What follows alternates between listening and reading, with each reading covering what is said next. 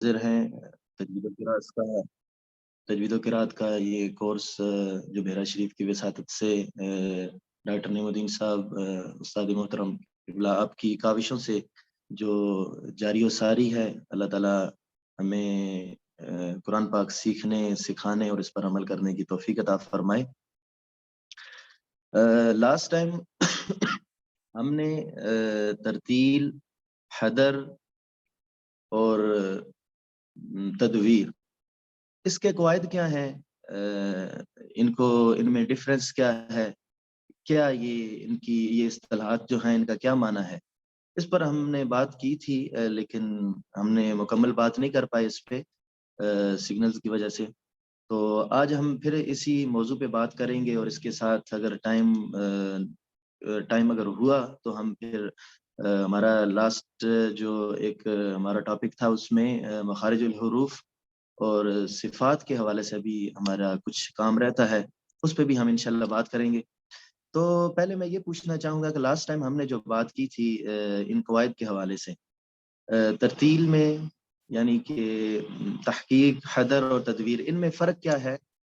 ہمارے جو دوست ہمارے ساتھ تھے ان میں سے کوئی اگر بیان کر سکے کہ ان کے ذہن میں کیا تصور بنا تھا کہ ہم نے کیا پڑھا تھا، اور ان میں بنیادی طور پر فرق کیا ہے، یا کیا یہ ایک ہی چیز ہے، اس حوالے سے اگر کوئی تھوڑا بہت بیان کر دے تاکہ پتہ چلے کہ کہاں تک آپ کے ذہن میں بات بیٹھی تھی، ہم اس سے آگے پھر سٹارٹ کریں یا پھر ایک دفعہ اس کو ہم ریپیٹ کر لیں۔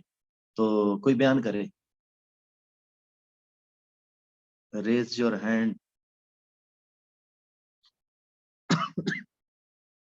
کون تھا لاسٹ ٹائم ہمارے ساتھ؟ ہم خود ہی لے لیتے ہیں۔ طیب طاہر صاحب ہیں جناب، ان کے علاوہ اور کون ہے جناب؟ یہ ماشاءاللہ بڑے پنکچوئل آدمی ہیں، اللہ تعالیٰ ان کے ذوق میں مزید برکت عطا فرمائے۔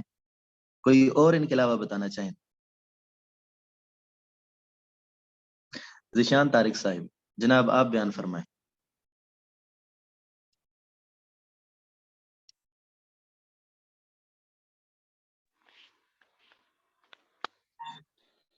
السلام علیکم ورحمۃ اللہ وبرکاتہ۔ جی وعلیکم قاری السلام صاحب، ورحمۃ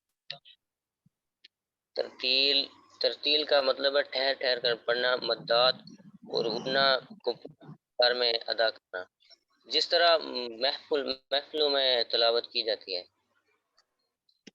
اور جی ترتیل اور حدر کی درمیانی رفتار میں پڑھنا، جس طرح فرض نمازوں میں پڑھا جاتا ہے۔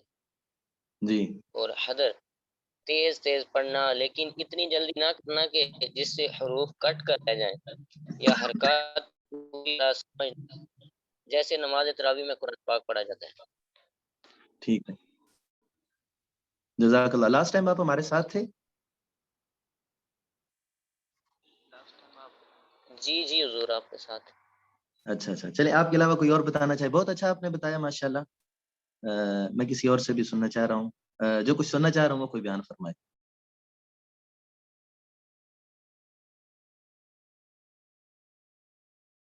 Any one?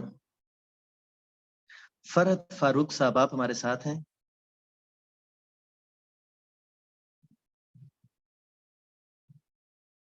کائنات ناز صاحب، صاحبہ،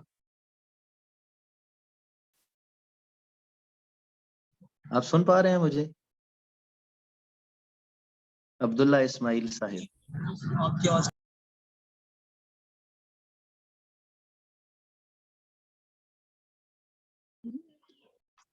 شاکر صاحب میری آواز ٹھیک آ رہی ہے؟ جی قاری صاحب، آپ کی آواز بالکل کلیئر ہے۔ تو دوستوں کو شاید آواز کو نہیں آ رہی۔ اقرا منظور صاحب ہمارے ساتھ ہیں، صاحبہ، یہ بس تذکیر و تانیث معاف فرمائیے گا۔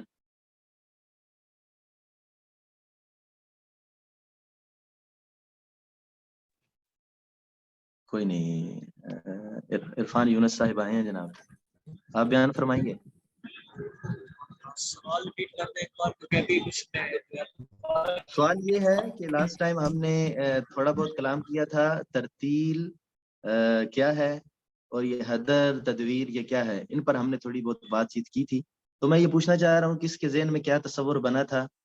ہم نے کوئی آدھا گھنٹہ تو بات کی تھی، تو وہ میں پوچھنا چاہ رہا ہوں تاکہ ہم وہ آدھا گھنٹہ پھر سے ریپیٹ نہ کریں، اس سے آگے ہم چلیں۔ دل تھا کہ ہم صفات کو اور مخارج الحروف جو ہمارا ایک پورشن رہتا تھا اس کو بھی ہم کلیئر کر لیتے۔ تو میں یہ دیکھنا چاہ رہا تھا کہ کہاں تک بات بیٹھی تھی ذہن میں، ہم اس سے آگے چلیں، لیکن میرے خیال میں ہمیں پھر ابتدا سے بات کرنی ہوگی. تو چلیں اسٹارٹ کرتے ہیں، السلام ٹائم ضائع علیکم نہیں کیا. استاد، میں بتاؤں. بسم اللہ. ہم نے جو ہے وہ پڑھا تھا تحقیق، تدویر اور حدر. جتنا ہم لوگوں پڑھ سکے تھے. تحقیق آپ نے بتایا تھا کہ تحقیق جو ہے وہ خوب حرف کو حق دیکھ کے واضح کر کے پڑھنا ہے، بالکل لو لیول کی سپیڈ پر، لیکن اتنا آہستہ نہ کرنا کہ بہت ہی زیادہ اتنی سست نہ کرنا کہ کوئی دوسرا حرف جو ہے وہ بننا شروع ہو جائے. کوئی دوسرا حرف نہیں بننا چاہیے. اور پھر آپ نے بتایا تھا کہ حدر کیا ہوتا ہے. حدر کسی چیز کا اوپر سے نیچے تیزی سے آنا ہوتا ہے. جیسے ہم تلاوت میں تیزی سے پڑھتے ہیں یا تراویح میں تیزی سے پڑھا جاتا ہے، لیکن اس سپیڈ کا یہ مطلب نہیں ہے کہ آپ جو ہے وہ تجوید کو اگنور کر دیں. حروف کی تجوید کو جو ہے وہ اچھے سے اس کی تجوید بیان کر کے، لیکن سپیڈ پھر بھی دینا. یہ 3 درجات ہوتے ہیں. جو تحقیق ہوتی ہے وہ سپیڈ کی بالکل لو درجہ ہوتا ہے، اور حدر جو ہے وہ سپیڈ کا انتہائی درجہ ہوتا ہے، اور بیچ میں جو ہے وہ تدویر آتی ہے. تدویر کا معنی ہے گھومنا. یہ تلاوت جو ہے حدر اور تحقیق میں گھومتی رہتی ہے، یعنی اس کی رفتار جو ہے وہ درمیانی ہوتی ہے. ماشاءاللہ بہت اچھا بیان کیا آپ نے. تو تھوڑا ترتیل کے بارے میں بتائیں، پھر ترتیل کیا ہے؟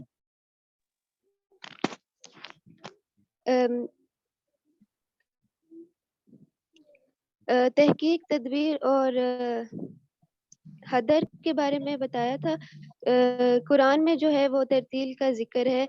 حضرت عائشہ نے فرمایا تھا کہ حضور صلی اللہ علیہ وسلم جو ہے وہ ترتیل کے ساتھ پڑھتے تھے، یعنی کہ حرف کو خوب واضح کر کے ادا کرتے تھے. تو ان کی جو ہے وہ قرات وہ لمبی ہوتی تھی. تو حروف اور وقفے کی جو ان کی قرات ہوتی تھی وہ لمبی ہوتی تھی. تو حروف اور وقفے کی پہچان کے ساتھ جو ہے وہ ترتیل کے ساتھ، یعنی ٹھہر ٹھہر کے تجوید کے ساتھ اچھی طریقے سے پڑھنا ترتیل ہے. آپ ماشاءاللہ ذہنی طور پر کلاس میں حاضر تھیں. اللہ تعالیٰ آپ کے ذوق میں برکت عطا فرمائے. لیکن پیچھے بھائی نے بھی جواب دیا، تو اکثر بھی ابھی سامنے بتانے سے گریز کر رہے ہیں. میرے خیال میں ہمیں تھوڑا سا اسے پھر رپیٹ کر لینا چاہیے. لفظ قرات بولا کریں، نہ کہ قرت. یہ عمومی طور پہ غلطی دیکھی گئی ہے کہ کہا جاتا ہے جی کہ استاد. آپ قرت. ٹھیک ہے، چلیں بسم اللہ الرحمن الرحیم. تو ہم بات کرتے ہیں ترتیل، تدویر اور حدر. یہ ٹرمز ہمارے ہاں استعمال ہوتی ہیں قرات کے متعلق. تو ان کا کیا مطلب ہے؟ تو سب سے پہلے تو یہ دیکھیں کہ سورہ مزمل میں فرمایا گیا وَرَتِّلِ الْقُرْآنَ تَرْتِيلًا، قرآن پاک کو خوب ٹھہر ٹھہر کر کے پڑھیں. تو اب ترتیل کا کیا معنی ہے؟ کیا یہ جو باقی مقداریں ہیں، حدر ہے، تدویر ہے، کیا یہ قرآن کے اس فرمان کے خلاف ہے کہ جب کہ کہا گیا کہ آپ ٹھہر ٹھہر کے پڑھیں؟ لیکن جب کہ ہم دیکھتے ہیں کہ افصاب تراویحوں میں ٹھہر ٹھہر کے تو نہیں پڑھ رہے ہوتے. تو کیا یہ ترتیل کے خلاف ہے؟ تو ترتیل کا پھر معنی کیا ہے؟ اگر یہ خلاف ہے تو پھر کیوں پڑھا جاتا ہے تراویحوں میں؟ اگر خلاف نہیں ہے تو پھر ہم جو ترتیل کا مفہوم لیتے ہیں کہ سٹیجز پہ تلاوت جو کی جاتی ہے بڑی دھیمی رفتار میں، اگر وہی ترتیل ہے تو پھر نماز میں جو تلاوت ہے وہ کیا ہے؟ کیا یعنی ان کا تو پھر قرآن میں ذکر نہیں ہے، قرآن پاک میں، کہ آپ تدویر کے ساتھ تلاوت کریں یا آپ حدر کے ساتھ تلاوت کریں. اس طرح تو آپ کو کہیں واضح بیان نہیں ملے گا. تو اس کا کیا مفہوم کیا ہے؟ تو سب سے پہلے تو یہ ضروری ہے کہ سمجھا جائے کہ ترتیل کی کیا تعریف ہے. تو ترتیل کی تعریف کے حوالے سے ایک بڑا جامع فرمان ہے حضرت علی رضی اللہ تعالیٰ عنہ سے منسوب ہے کہ الترتیل ہوا تجوید الحروف و معرفت الوقوف، کہ ترتیل حروف کی تجوید کا نام ہے اور وقفوں کی پہچان کا. اب ہم اس کے 2 پورشن بن گئے، وقفوں کی پہچان اور حروف کی تجوید. ہم صرف حروف کی تجوید پہ بات کرتے ہیں کہ حروف کی تجوید کیا ہے. ہم نے پہلے دنوں بیان کیا تھا کہ تجوید کی تعریف یہ ہے کہ حرف کو اس کے مخرج سے مع جمیع صفات ادا کرنا، یہ تجوید ہے. تجوید یعنی عمدہ کرنا ہوتا ہے، خوبصورت کرنا. زیادہ ڈیٹیل میں نہیں بات کرتے. تو اب ترتیل کی تعریف کیا ہوگی کہ حرف کو تجوید کے ساتھ نکالنا. اب اس میں کوئی سپیڈ کی تو بات ہی نہیں ہوگی. کہ حرف کو تجوید کے ساتھ نکالنا ہے، آپ جس سرعت کے ساتھ بھی نکالیں، جس سپیڈ کے ساتھ بھی نکالیں، حرف اگر آپ کا تجوید کے ساتھ نکل رہا ہے تو یہ ترتیل کی تعریف ہے. ٹھیک ہو گیا؟ تو اب یہ جو باقی پھر ٹرمز استعمال ہوتی ہیں ان سے کیا مراد ہے؟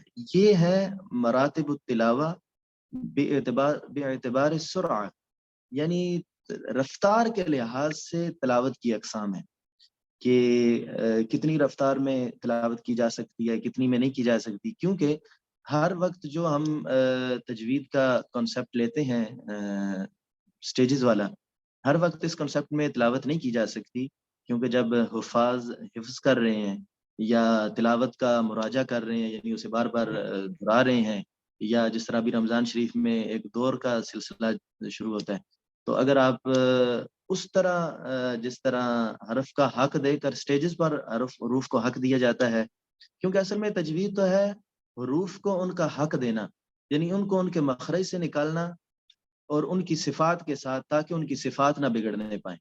تو اگر جس طرح سٹیجز پہ حق دے کر تلاوت کی جاتی ہے، اگر اس طرح کی جائے تو یہ قراء کے لیے مشکل ہو جائے گا کہ وہ کس طرح پھر اپنا، یعنی کہ جو انہوں نے منزل مکمل کرنی ہے، ایک سپارہ کس طرح مکمل کریں. یا اگر تراویحوں میں رات کو اس طرح تلاوت شروع کر دیں کھڑے ہو کے سٹیجز والے انداز میں، تو کیا وہ فجر تک مکمل کر پائیں گے؟ یہ ایک نیا معاملہ بن جائے گا. تو اچھا، اس میں ایک اور بات بھی ہے کہ کیا جو تلاوت نمازوں میں کی جاتی ہے یا جو تلاوت سٹیجز پہ کی جاتی ہے، کیا وہ جو سٹیج والی تلاوت ہے وہ تراویح میں کی جا سکتی ہے؟ یا جو تراویح والا انداز ہے کیا وہ سٹیج پہ پڑھا جا سکتا ہے؟ یا جو نماز والا انداز ہے کیا اسے ہم سٹیج پہ پڑھ سکتے ہیں؟ تو مطلب اب ایک جگہ ایسا ہوا، میرے ساتھ ہی ایسا ہوا کہ میں نے نماز پڑھائی تو اس میں نے تھوڑا زیادہ ہی حروف کا حق ادا کیا، یعنی وہ قریب الترتیل بن گیا، قریب التحقیق، تدویر سے تھوڑا ترتیل کی طرف زیادہ چلا گیا، یا تحقیق. میں ترتیل کا لفظ اس لیے یوز کر رہا ہوں کہ یہ زیادہ مستعمل ہے ہمارے اس معاشرے میں، اس لیے. تو وہ پھر بعد میں اعتراض ہوا کہ یہ تو سٹیجز کا انداز تھا. تو عرف کو بھی پھر ہم نے دیکھنا ہوتا ہے کہ جب عرف میں ان اصطلاحات کا جو مفہوم لیا جاتا ہے، آپ اس مفہوم سے ہٹ کے پھر کچھ نیا معاملہ کریں گے، حالانکہ یہ جائز ہے، اس میں کوئی ایسی بات تو نہیں ہے. ہم اس پہ بات کرتے ہیں، آخر میں آپ خود ہی رزلٹ نکال لیں گے کہ یہ جائز ہے یا جائز نہیں ہے. تو عرف کو بھی پھر دیکھ کے چلنا ہوتا ہے. تو بہرحال ہم واپس آتے ہیں اپنی بات کی طرف.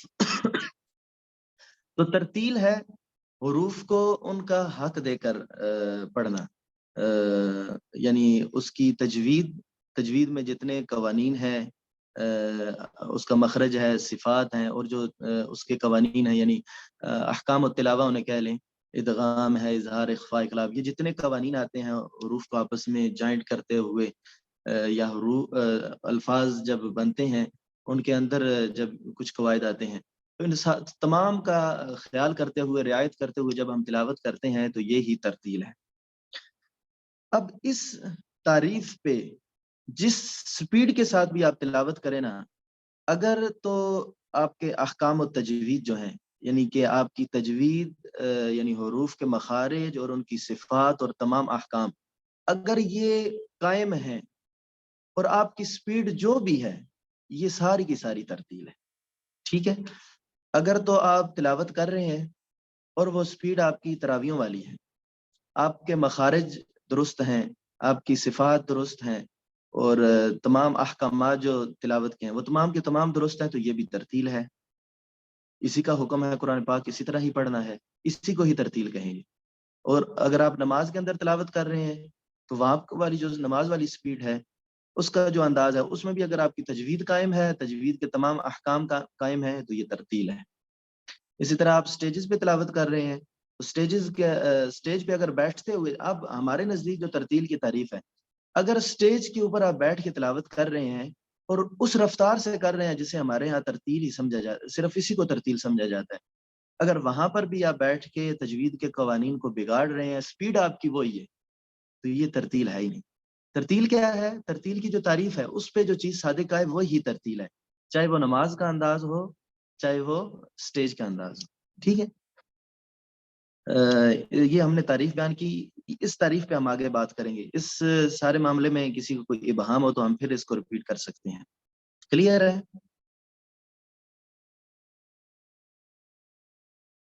چلیں کوئی سوال نہیں, آگے چلتے ہیں.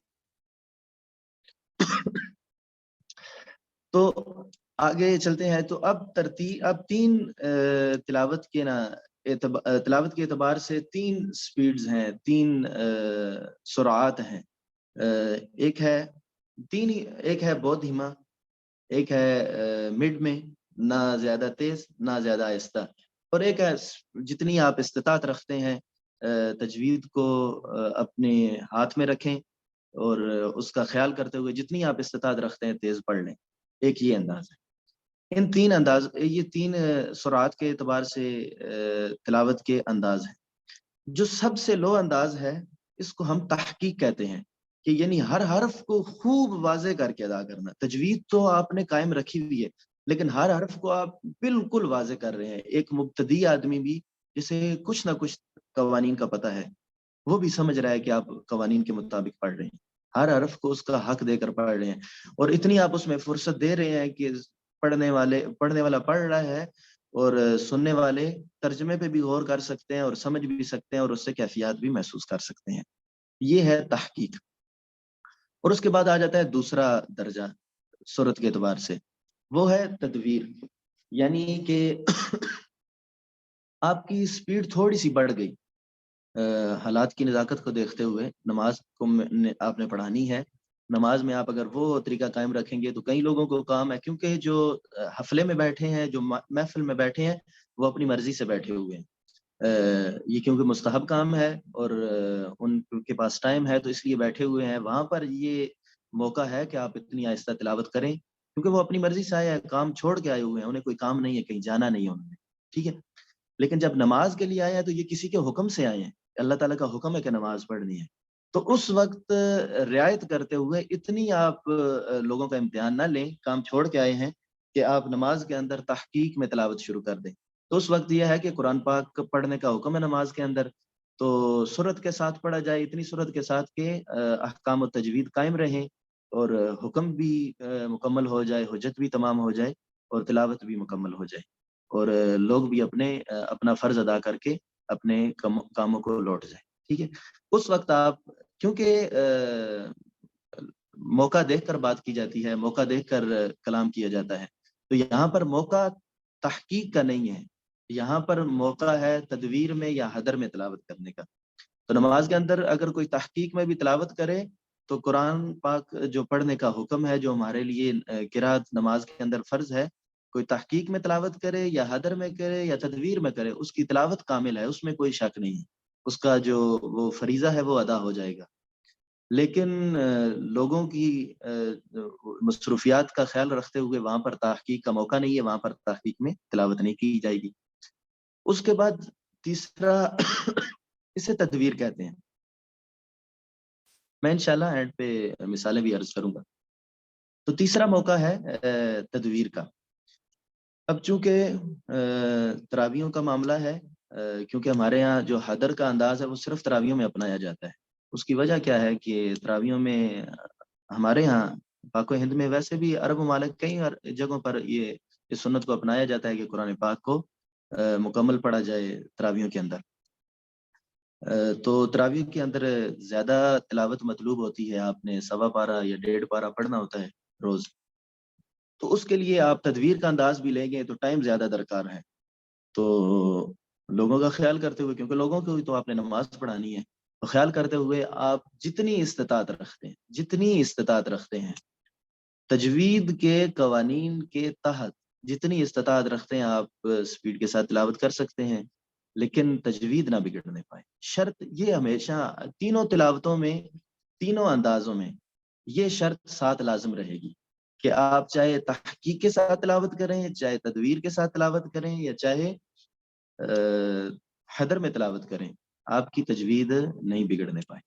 ٹھیک ہے. اب سب سے پہلے ہم واپس آتے ہیں تحقیق کی طرف. تو تحقیق کیا ہے؟ حروف کو خوب واضح کر کے ادا کرنا, رعایت کرتے ہوئے تمام احکام و تجوید کی, خوب واضح ادا کرنا, لیکن اتنا واضح بھی نہ کرنا کہ آپ حرف کو اتنا حق دے رہے ہیں کہ اس میں زیادتی پیدا ہو جائے. اتنا بھی حق نہ دیں, اتنے بھی مہربان نہ ہوں کسی حرف کی تجوید ادا کرتے ہوئے کہ اس میں آپ کچھ نیا ایڈ کر دیں. تو اس طرح تلاوت کرنا یہ ناجائز ہوگا، لیکن بقدر ضرورت جتنی تجوید کی ضرورت ہے اتنا ہی حرف کو حق دیا جائے، تو اس کے ساتھ تحقیق، اس کے ساتھ خوب حرف کو واضح کرنا اور ایک ایک آیت کو، ایک ایک لفظ کو خوب واضح کر کے ادا کرنا، اسے ہم تحقیق کہتے ہیں۔ اب جب کہ ہم نے ترتیل کی پیچھے جو تعریف پڑھی تھی، آپ اس کو ذہن میں رکھیے گا کہ حروف کو خوب واضح کر کے ادا کرنا۔ اب واضح ادا کرنا، جتنی آپ استطاعت رکھتے ہیں سپیڈ کم کرنے کی، آپ اتنی کم کر لیں، اس کو تحقیق کہیں گے۔ دوسرے درجے پہ آ جائیں تو درمیانی رفتار سے پڑھنا، اتنی رفتار آہستہ نہ کرنا جتنی آپ استطاعت رکھتے ہیں، جتنی آپ استطاعت رکھتے ہیں اس سے قدرے تیزی کے ساتھ پڑھنا، اسے آپ تدویر کہیں گے۔ اور جتنی آپ استطاعت رکھتے ہیں، جتنا تیز آپ پڑھ سکتے ہیں اتنی تیزی کے ساتھ پڑھنا، تجوید کی رعایت رکھتے ہوئے، اسے آپ حدر کہیں گے۔ اب مجھے بتائیں کہ جی تینوں جو ہم نے تلاوت کے سرعت کے لحاظ سے جو اعتبار ہیں، سرعت کے اعتبار سے جو تینوں تلاوتیں ہیں، کیا یہ ترتیل سے باہر ہیں؟ کیا ان میں ایسی شرط پائی جاتی ہے کہ جو احکام التجوید کے خلاف ہو؟ اگر خلاف ہے تو پھر تو یہ ترتیل ہی نہیں ہے۔ اگر ترتیل نہیں ہے تو قرآن پاک تو ترتیل کے ساتھ پڑھنے کا حکم ہے۔ جب ترتیل کے ساتھ پڑھنے کا حکم ہے تو ہمارے اوپر لازم ہے کہ ہم تینوں تلاوتیں کرتے ہیں تو تینوں ترتیل کے ساتھ ہی کریں۔ اگر ترتیل کے ساتھ نہیں کرتے تو پھر تو مطلب ہے کہ ہم ترتیل کے خلاف پڑھ رہے ہیں، اور ترتیل کے خلاف پڑھنا تو قرآن پاک کو ایسے ہی ہے، یعنی کہ پھر آپ حرام پڑھ رہے ہیں، یعنی کہ ترتیل کے خلاف ہے حروف کی تجوید بگاڑنا۔ حروف کی تجوید بگاڑنے کا مطلب یہ ہے کہ ایک حرف کی جگہ دوسرا حرف پیدا کر دینا، حروف میں زیادتی کر دینا، تو یہ لحن جلی ہے۔ لحن جلی تو قرآن پاک کے اندر حرام ہے، تو وہ ہے رب قاری للقرآن والقرآن یلعن۔ کتنے ہی قرآن پاک پڑھنے والے ایسے ہیں معاذ اللہ کہ قرآن پاک ان پر لعنت کرتا ہے۔ اس کی تفسیر میں علماء کرام نے یہ بھی بیان فرمایا ہے کہ وہ لوگ جو تلاوت تو کرتے ہیں، دیکھیں کتنے تلاوت کرنے والے ایسے ہیں، اس نقطے پر آئے کہ تلاوت کرنے والے وہ نہیں کہ جو قرآن پاک کو چھوتے ہی نہیں، تلاوت کرنے والے قرآن پاک پڑھتے ہیں لیکن قرآن پاک ان پر لعنت کرتا ہے۔ تو اس پر علماء کرام نے اس کی تفسیر میں ایک یہ بھی بیان فرمایا ہے کہ ٹھیک ہے، سوال لیتے ہیں آپ کا، ایک منٹ۔ یہ بھی بیان فرمایا ہے کہ ایک وہ بھی ہے جو تلاوت کرتے ہیں لیکن تلاوت کی تجوید جو ہے اس کا حق ادا نہیں کرتے۔ اور بھی اس میں بیان فرمایا کہ پڑھتے تو ہیں لیکن عمل نہیں کرتے۔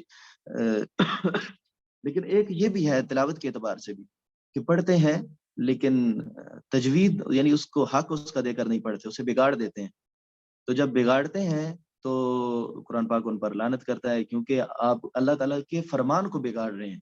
اور سننے والا شاید جس نے آج تک قرآن پاک سنا نہیں، اسے عربی تو سمجھ آتی ہے تو وہ اس سے مفہوم ہی اور لے لے، تو آپ غلط چیز کو آگے پیش کر رہے ہیں پھر، جو ہے ہی نہیں۔ اس میں ایک اور بات بھی ایڈ کرنا چاہوں گا کہ حفاظ کرام اگر ہمارے ساتھ موجود ہیں، ایک ہم نے بڑا ایک معروف بات سنی، کسی سے پوچھیں حافظ صاحب سے بھی کہ آپ نے ماشاءاللہ حفظ کیا ہوا ہے، تو جواب اکثر یہی ملتا ہے، جی میں نے حفظ کیا۔ اگر انہیں پتا ہو کہ سامنے کوئی بندہ قاری بیٹھا ہوا ہے تو وہ تھوڑا سا سہم کے پھر یہ بتائیں گے جی حفظ کیا ہے لیکن تجوید کے بغیر حفظ کیا ہوا ہے، جی میں نے سادہ حفظ کیا ہوا ہے، میں نے تجوید والا حفظ کیا ہوا ہے۔ اس طرح کے جوابات ملتے ہیں۔ تو مجھے بتائیں کہ کیا قرآن پاک دو نازل ہوئے ہیں، ایک تجوید کے ساتھ نازل ہوا ہے، ایک تجوید کے بغیر؟ جواب تو یہی بنتا ہے جی میں پڑھ لیتا ہوں لیکن غلط پڑھ لیتا ہوں، ٹھیک نہیں پڑھنے ہوتا مجھ سے، میں حروف کو ایک دوسرے میں دمج کر دیتا ہوں، حروف کو ان کا حق نہیں دے سکتا۔ پڑھ سکتا ہوں لیکن میں قرات واضح نہیں کر سکتا، مبینہ قرات نہیں ہے میری۔ تو یعنی کہ مجھے حروف یاد ہیں، الفاظ یاد ہیں، لیکن ان کی ادائیگی کیا ہے اس کا مجھے پتہ نہیں ہے صحیح ابھی۔ تو مطلب آپ کو ذہن میں آپ نے چیزیں رٹی ہوئی ہیں لیکن ادا نہیں کر سکتے، تو مطلب آپ پھر پڑھ بھی نہیں سکتے۔ حافظ آپ ضرور ہیں، حفظ ہو گئی ہیں چیزیں، لیکن وہ آپ جب ادا نہیں کر سکتے تو آپ قاری پھر نہیں ہیں۔ قاری مطلب اچھا پڑھنے والا، اچھا پڑھ سکے۔ تو جب آپ پڑھ ہی نہیں سکتے تو پھر آپ یعنی قرآن پاک کے پڑھنے والے نہیں ہیں، قرآن پاک کے صرف حفظ کرنے والے ہیں۔ یہ بھی تھوڑی سی تعریف ذہن میں رکھیے گا، اور جو حفاظ ہیں انہیں سوچنا چاہیے کہ تجوید کتنی مہم ہے، کتنا لازمی ہے اس کا سیکھنا۔ ایک چیز سیکھی ہوئی ہے 20 25 30 دن کا ایک ہے کسی استاد کے سامنے بیٹھ کے اچھے طریقے سے احکام و تجوید کو سیکھ لیا جائے تو نور علی نور ہے۔ قرآن پاک کی برکتیں آپ کے پاس پہلے ہی ہیں، لیکن قرآن پاک کا فیض بھی آپ کو ملنا نصیب ہو جائے گا۔ اللہ تعالیٰ ہم سب کو قرآن پاک کا فیض نصیب فرمائے۔ آپ سوال کریں، اس سے پھر ہم آگے تھوڑا چلتے ہیں۔ کن کا سوال تھا؟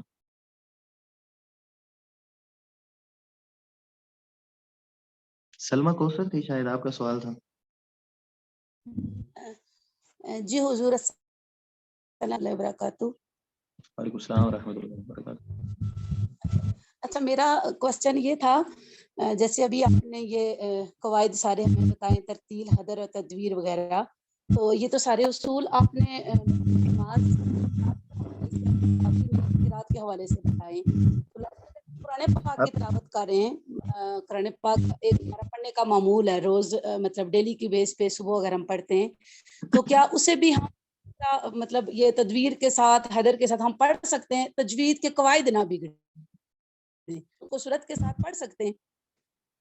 یہ میرا کوشچن ہے. اچھا سوال. تو میں نے گزارش یہ کی کہ تلاوت کرنے کا با اعتبار سپیڈ یا با اعتبار سرعت موقع محال ہوتا ہے. تو جب آپ کے پاس فرصت ہے، فرصت کے لمحات میں ہیں، تو پھر یہ ہے کہ آپ بالکل کم سپیڈ سے پڑھیں تاکہ آپ ہر حرف کو اس کا ٹھیک طریقے سے حق دے سکیں. ٹھیک ہے. لیکن جب آپ کے پاس وقت کم ہے، آپ کو مطلوب یہ ہے کہ میرا ارادہ ہے کہ میں زیادہ سے زیادہ تلاوت کر پاؤں، زیادہ سے زیادہ جو قرآن پاک کے الفاظ ہیں ان کو پڑھ لوں، مجھے اللہ تعالیٰ نے استطاعت دی ہوئی ہے کہ میں تجوید کی رعایت کر سکتا ہوں یا کر سکتی ہوں، تو میں زیادہ سے زیادہ الفاظ جو ہیں حروف ہیں ان کو پڑھوں اور زیادہ سے زیادہ نیکیاں حاصل کر لوں. اگر یہ ذہن میں ایک بات ہے تو پھر اگر آپ کے پاس فرصت ہے تو آپ، اور پہلے تو حق یہ ہے کہ اسے خوب واضح کر کے ادا کریں، لیکن آپ اگر اتنی استطاعت رکھتے ہیں کہ حروف کی تجوید نہ بگڑے تو آپ تلاوت کر سکتے ہیں. آپ عام محفل میں بیٹھے ہیں یا گھر میں بیٹھے ہیں، تلاوت کرنا چاہتے ہیں، جس سپیڈ سے مرضی کریں، چاہے حدر سے کریں، چاہے تدویر سے پڑھیں، چاہے آپ ترتیل سے پڑھیں، اس میں کوئی مذائقہ نہیں ہے. بس جو قاعدہ اور قانون یہ ہے کہ وہ ترتیل کی تعریف سے باہر نہ ہو. آپ کی تینوں جو تلاوتیں ہیں با اعتبار سرعہ، تینوں تلاوتیں آپ کی ترتیل سے باہر نہ ہو. اور ترتیل کیا ہے اس پر ہم نے خوب واضح بات کر لی ہے. ٹھیک ہے. تو یہ تو تعریف ہو گئی.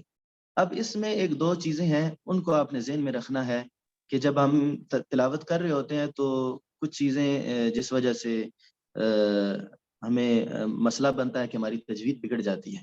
وہ کیا چیزیں ہیں؟ سب سے پہلے تو ہم درجہ لیتے ہیں تحقیق کا کہ اس میں ہم کیا خرابی کرتے ہیں جس وجہ سے بعض اوقات ہماری تجوید بگڑ جاتی ہے.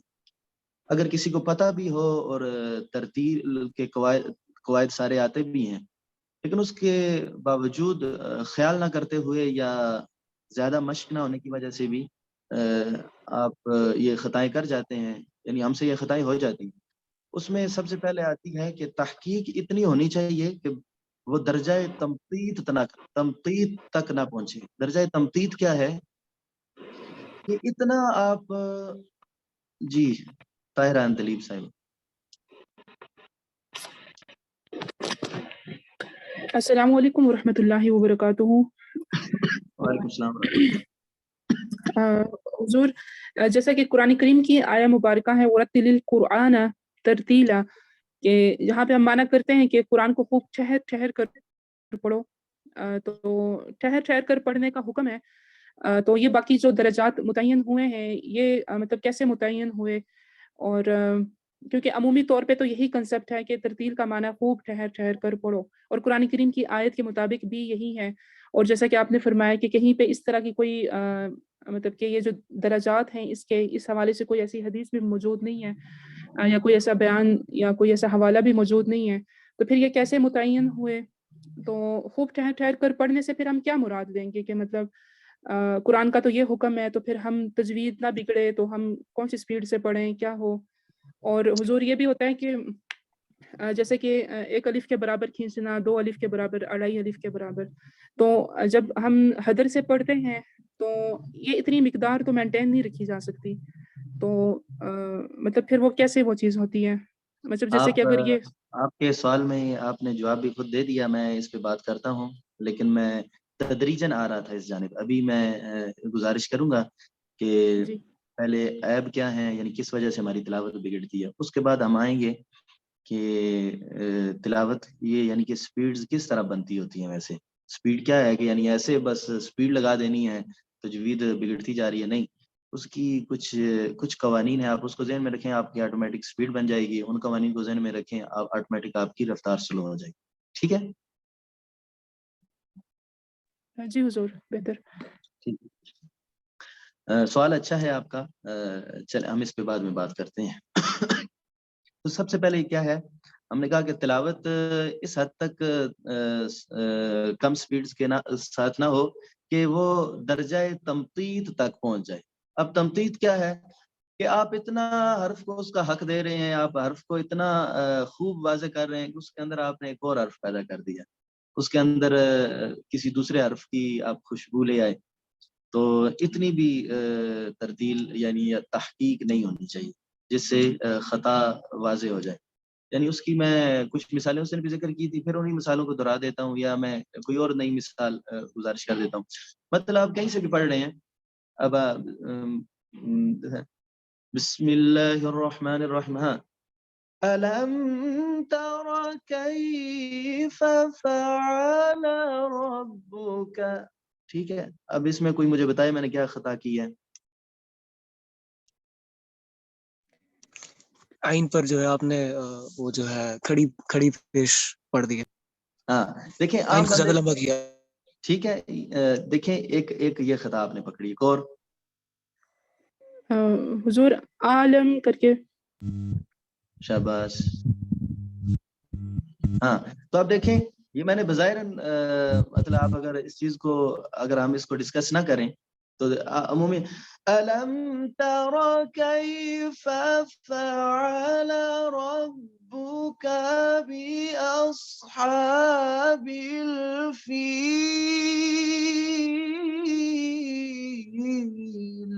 یعنی لہجہ تو اچھا لگایا، جو کچھ بھی ہوا سبحان اللہ بھی آپ کہلوا لیں گے، لیکن غلطیاں آپ کتنی کر گئی. اس چیز کو ذہن میں رکھیں. جب ماہر قاری بیٹھا ہوتا ہے تو وہ آپ کے پھر لہجے کی طرف دھیان نہیں کرتا. اسی وجہ سے لہجات پر کلام بھی ہے کہ جب آپ لہجے کی مستی میں جاتے ہیں اور غنا کے چکر میں پڑتے ہیں تو عموماً آپ حروف کو بعد اوقات بگاڑ دیتے ہیں. دیکھیں تمطیط، صرف تمطیط پر ہی اگر ہم دیکھیں تو کتنی ہم غلطیاں کر دیتے ہیں. الم لام، اب پیچھے سے الم، دو غلطیاں ہو گئی. لام، یہ دو غلطیاں ہو گئی. لام سے میم تک کا جو سفر تھا، جو حرکت ہے، حرکت کو پڑھنے کا طریقہ کیا ہے؟ انفتاح فم. اگر فتح ہے تو انفتاح فم بس. الم لم لا، دو حرکتیں یہ ہوئی. حمزہ زبر لام زبر لا، لام زبر میم لم، لم لم. تو کتنا پڑھنا تھا؟ الم تارا، نہ کہ الم.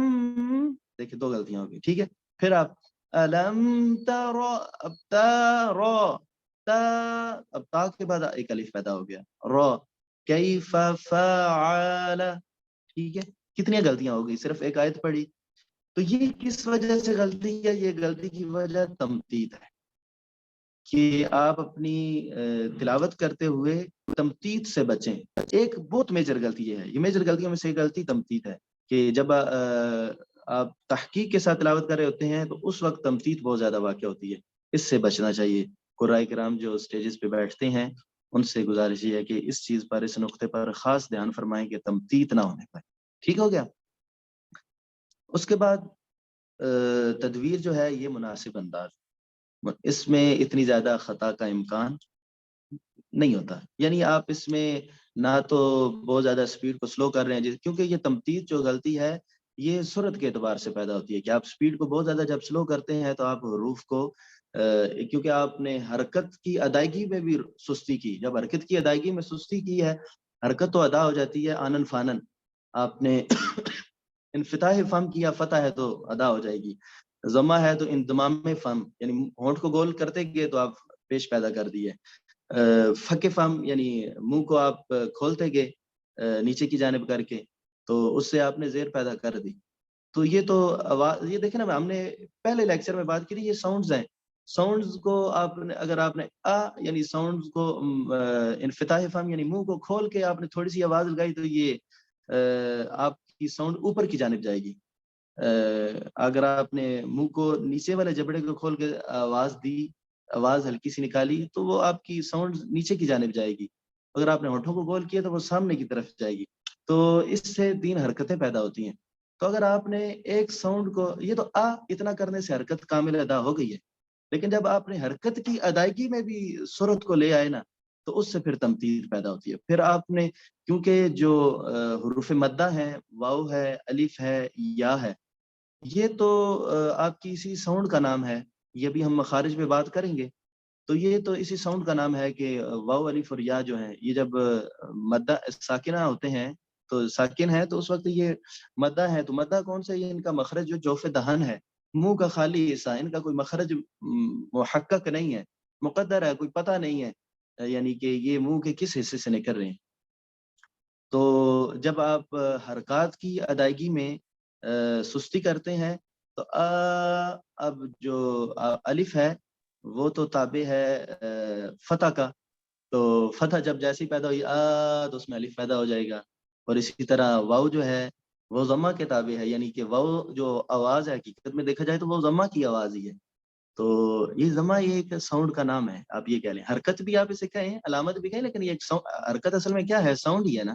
آپ کسی حرف کے اوپر والی ساؤنڈ دے رہے ہیں، نیچے والی ساؤنڈ دے رہے ہیں، ڈائریکٹ سامنے والی ساؤنڈ دے رہے ہیں. تو واو کے وقت آپ نے اگر پیش کی ادائیگی میں تھوڑی سی سستی کی تو آپ واو پیدا کر دیں گے. اسی طرح کسرہ کی ادائیگی میں اگر آپ نے تھوڑا سا اس سے زیادہ ادا کرنے کی کوشش کی تو یا پیدا ہو جائے گی. تو ان چیزوں کو ذہن میں رکھیں گے. تو لیکن جب ہم تدویر میں پڑھ رہے ہوتے ہیں تو اس میں اتنا زیادہ ہمیں مسئلہ نہیں بنتا، کیونکہ ہم درجہ تمتید پہ نہیں ہوتے. اور اس کے بعد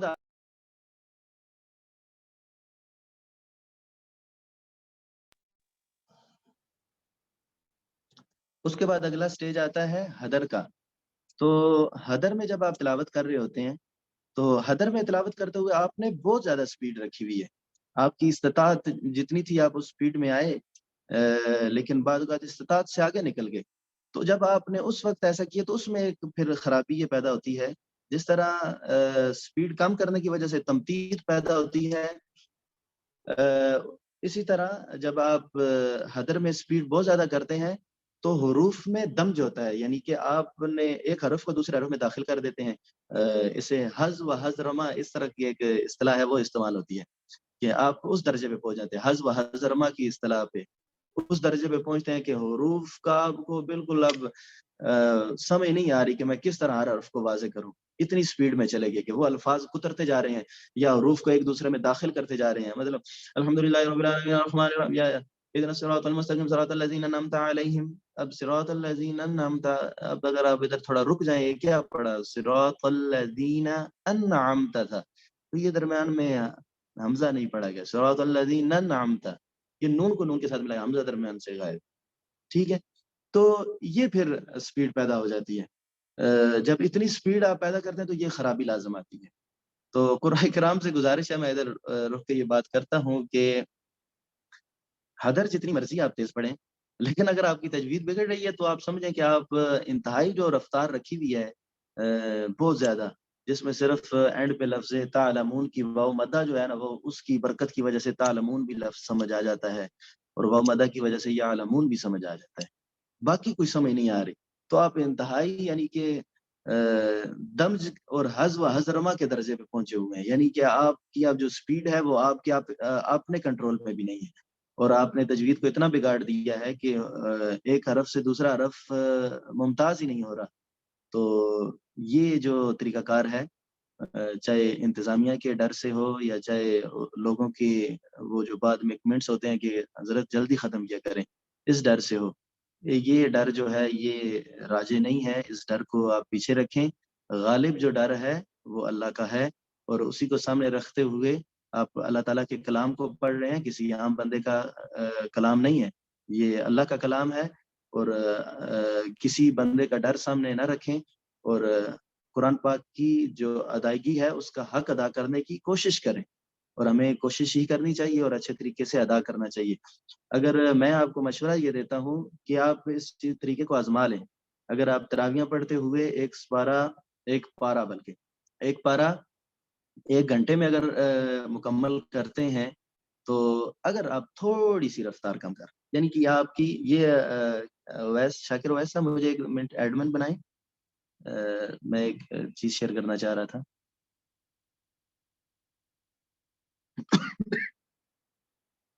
شاکر بھائی صاحب سن رہے ہیں؟ جی قاری صاحب آپ کیا فرما رہے تھے؟ مجھے اگر 1 منٹ ایڈمن بنائے، میں ایک چیز شیئر کرنا چاہ رہا تھا. آپ نے اسکرین شیئر کرنی ہے؟ جی جی.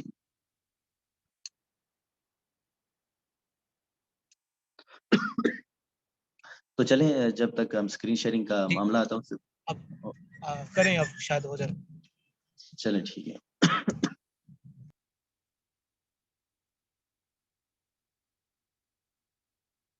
یا میں میرے خیال میں نہیں ہو رہی ابھی، میں آپ کو پکچر کہتے ہیں تو وہ بھیج دیتا ہوں، آپ کر دیں.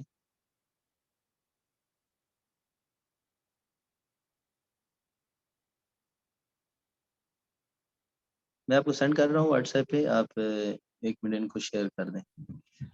اس طرح کریں نا قاری صاحب، یہ اس کو کلاس کے ایک بار لیفٹ کر کے پھر جوائن کر لیں، اس طرح پھر آپ کی ہو جائے گی. میں نے ابھی آپشن آن کیا تو اس وجہ سے وہ جو ہے کر میں رہا آپ کو سینڈ کر رہا ہوں نا، آپ شیئر کر دیں. کیا کہتے ہیں؟ نہیں وہ مشکل ہو جائے گا. اچھا میں کنٹرول کر رہا ہوں پھر. اچھا چلیں بعد میں بھی ہم سینڈ کر سکتے ہیں، بعد میں کلاس میں سینڈ کر دیں گے. ٹھیک ہے، گروپ میں سینڈ کر دیں گے.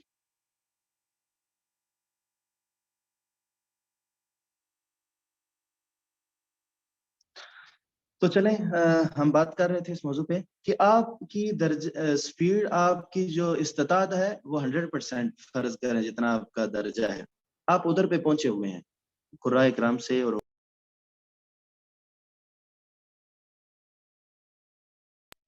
اس لیول پہ پہنچے ہوئے ہیں کہ آپ کی سپیڈ انتہا کو پہنچی ہوئی ہے. آپ اس سے تھوڑا سا نیچے 100% سے صرف 90 پہ آ جائیں، 90 پہ یا 80 پہ آ جائیں. میں یہ نہیں کہہ رہا کہ آپ بالکل تلاوت تدویر میں شروع کریں، یعنی کہ اگر 10% سے 20% تک کا درجہ ہے تحقیق کا، 20 سے یا 30 سے 60 تک آپ کہہ لیں، یہ جو سپیڈ کا درجہ ہے یہ ہے تدویر کا. 60 سے 70 تک کا بھی درجہ یہی بنا لیں. اب 70 سے 100 تک کا جو درجہ ہے یہ ہے ترتیل کا، حدر کا، یعنی کہ آپ کی جتنی استطاعت ہے اتنی رفتار کا. تھوڑا سا نیچے آ جائیں، 80% پہ آ جائیں، یا 70% سے تھوڑا سا اوپر رہیں، یعنی تدویر کے انداز سے تھوڑا سا اوپر رہیں تو آپ کی تلاوت بھی مناسب رہے گی، تجوید بھی آپ کی گرفت میں رہے گی، حروف بھی نہیں بگڑنے پائیں گے. اس چیز کو ذہن میں رکھیں، اتنی زیادتی نہ کریں. اللہ معاف فرمائے، کہیں قرآن پاک سننے کو ایسے ملتے ہیں کہ اندازہ ہوتا ہے پتہ نہیں یہ کون سی کتاب پڑھ رہے ہیں، جھیل ہے یا زبور ہے. قرآن پاک تو نہیں محسوس ہو رہا تھا، اس میں حروف ہی نئے سے نئے نظر آ رہے ہوتے ہیں، تو وہ تو قرآن پاک میں ایسا نہیں ہے. تو اللہ تعالیٰ ہمیں اس طریقہ کار سے معاف فرمائے. واہ واہ، یا اس طرح کی. اب تو میں نے اللہ معاف کرے جو حفاظ کا عمومی طور پہ ایک جو دیکھا ہے میرٹ اس کی مقبولیت کے حوالے سے، وہ یہ ہے کہ وہ سپیڈ میں بہت زیادہ پڑھتے ہیں. جناب فلاں مسجد میں 45 منٹ میں تراویح ختم ہو جاتی ہیں. جی منزل کتنی بڑھائی، انہوں نے 150 پارا، اللہ یعوذ باللہ. اگر آپ رکوع اور سجدوں کی جو مقدار ہے اور تو آپ تشہد میں یعنی قاعدے میں بیٹھتے ہیں، یہ ساری آپ اگر اس میں جو ٹائم لگتا ہے اس کو بھی نکال دیں، اگر آپ ویسے بیٹھ کے تلاوت کر رہے ہیں تو آپ 150 آدھے گھنٹے یا پونے گھنٹے میں بمشکل ہی پڑھ سکتے ہیں. ان ساری چیزوں کو سامنے رکھتے ہوئے پونے گھنٹے میں کس طرح صاحب نے 1.5 پارا پڑھ دیا، پتہ نہیں کدھر سے طاقت آئی. اللہ تعالیٰ معاف فرمائے، ہمیں قرآن پاک کو درست پڑھنا چاہیے. ٹھیک ہے، تو اس کے بعد یہ ہے، یہ یعنی عیوب ان تلاوتوں کو کرتے ہوئے جس وجہ سے ہماری تلاوت خراب ہو جاتی ہے. اس کے بعد جو سسٹر نے بھی سوال کیا کہ سپیڈ کیسے کم ہو سکتی ہے، سپیڈ کس طرح تیز ہو سکتی ہے. سب سے پہلے تو آپ اس میں یہ دیکھیں کہ آپ نے مد کا شاید چیپٹر پڑھ لیا ہے یا نہیں پڑھا. میرے خیال میں پڑھا ہے آپ نے، قاری صاحب نے آپ کو تھوڑا بہت اس حوالے سے بتایا تھا، قاری حسن رضا صاحب نے. اگر نہیں بھی پڑھا تو شاید وہ آگے آپ کو پڑھائیں. تو اس میں یہ دیکھیں کہ مد کی جو مقداریں ہیں اور غنہ کی جو مقداریں ہیں ان میں فرق ہے، اس لحاظ سے کہ مد کی جو مقداریں ہیں، اب جو مد لازم ہے اس کی جو مقدار ہے اس پہ تو کوئی کمپرومائز نہیں ہے، آپ نے اس میں طول ہی کرنا ہے. لیکن جو باقی مد کی مقداریں ہیں، جس طرح مد عارض ہے، مد عارض وقفی، اب میں اس طرح پڑھ سکتا ہوں الحمدللہ رب العالمین، اتنا بھی لمبا کر سکتا ہوں. الحمدللہ رب العالمین الرحمن الرحیم مالک یوم الدین. ٹھیک ہے. اب یہ جو مد عارض وقفی ہے اس میں آپ قصر بھی کر سکتے ہیں، طول بھی کر سکتے ہیں، توسط بھی کر سکتے ہیں. تو جب آپ تحقیق کے انداز میں پڑھ رہے ہیں تو اس وقت آپ جو طول والا انداز ہے اس کو لیں گے تو آپ کی تلاوت سست ہو جائے گی. تلاوت میں خوب ایک یعنی واضح ہو جائے گا، ایک ایک آپ کی آیت واضح ہو رہی ہے کہ آپ کیا پڑھ رہے ہیں. ایک ایک لفظ تو ہر تلاوت میں واضح ہونا چاہیے، لیکن اس میں آپ کی رفتار بہت زیادہ کم ہو جائے گی. کیوں کہ آپ مدود کی جو کامل مقدار ہے ان کو لے رہے ہیں. ٹھیک ہے. لیکن جب آپ تدویر میں آتے ہیں تو اس میں توسط کا درجہ بھی آپ اس کو لیتے ہیں. اب میں اگر تحقیق میں پڑھوں گا تو کیسے پڑھوں گا؟ الحمدللہ رب العالمین.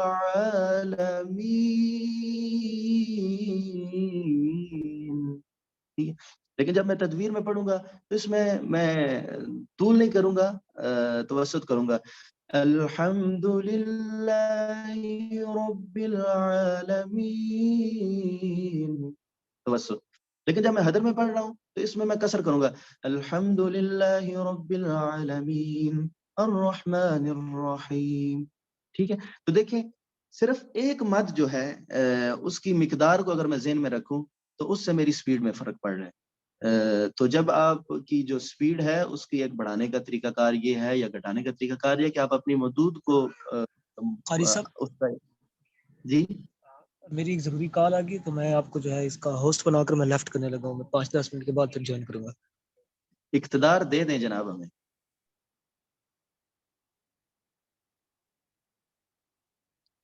ٹھیک ہے. تو سب سے پہلے جب آپ جو آپ کی مدود کا اختیار ہے آپ اس اختیار کو جب لیتے ہیں تو اس اختیار سے ہی آپ کی جو تلاوت کی سپیڈ ہے اس میں واضح فرق محسوس ہوتا ہے آپ کو.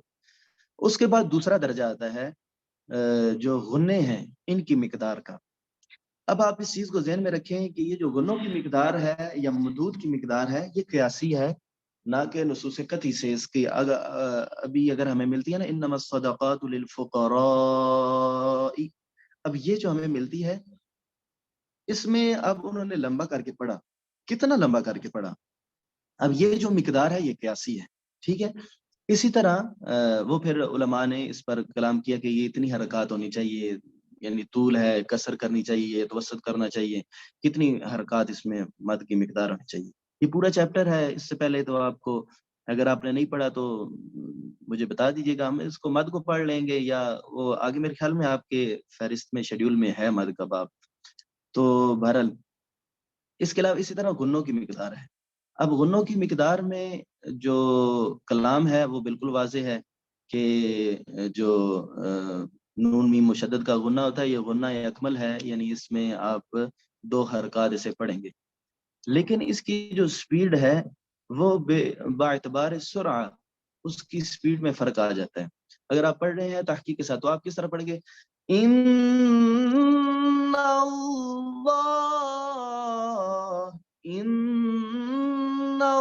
ٹھیک ہے. اب یہ 2 حرکات بن گئی. ٹھیک ہے.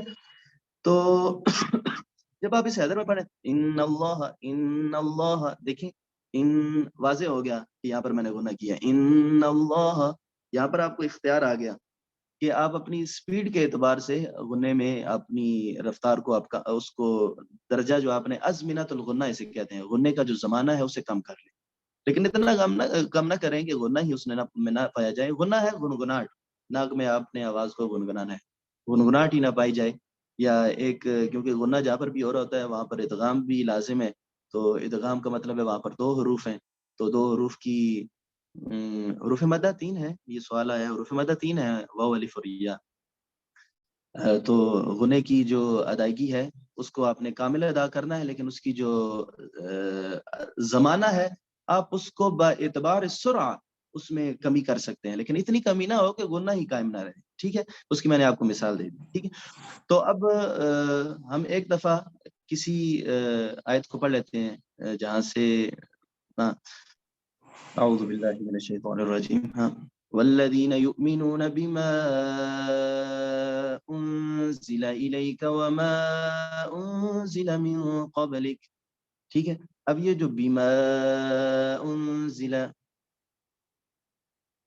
حروف مدہ کی سپیڈ نہیں ہوتی، یہ سوال ابھی آیا ہے. حروف مدہ کی سپیڈ نہیں ہوتی، حروف مدہ کے اندر زمانہ لگتا ہے، اور حروف مدہ کی جو ادائیگی ہے اس کا زمانہ ہر حرف میں جو اس کی اصل مقدار ہے حروف مدہ کی وہ 2 حرکات ہے. ایک حرکت آ،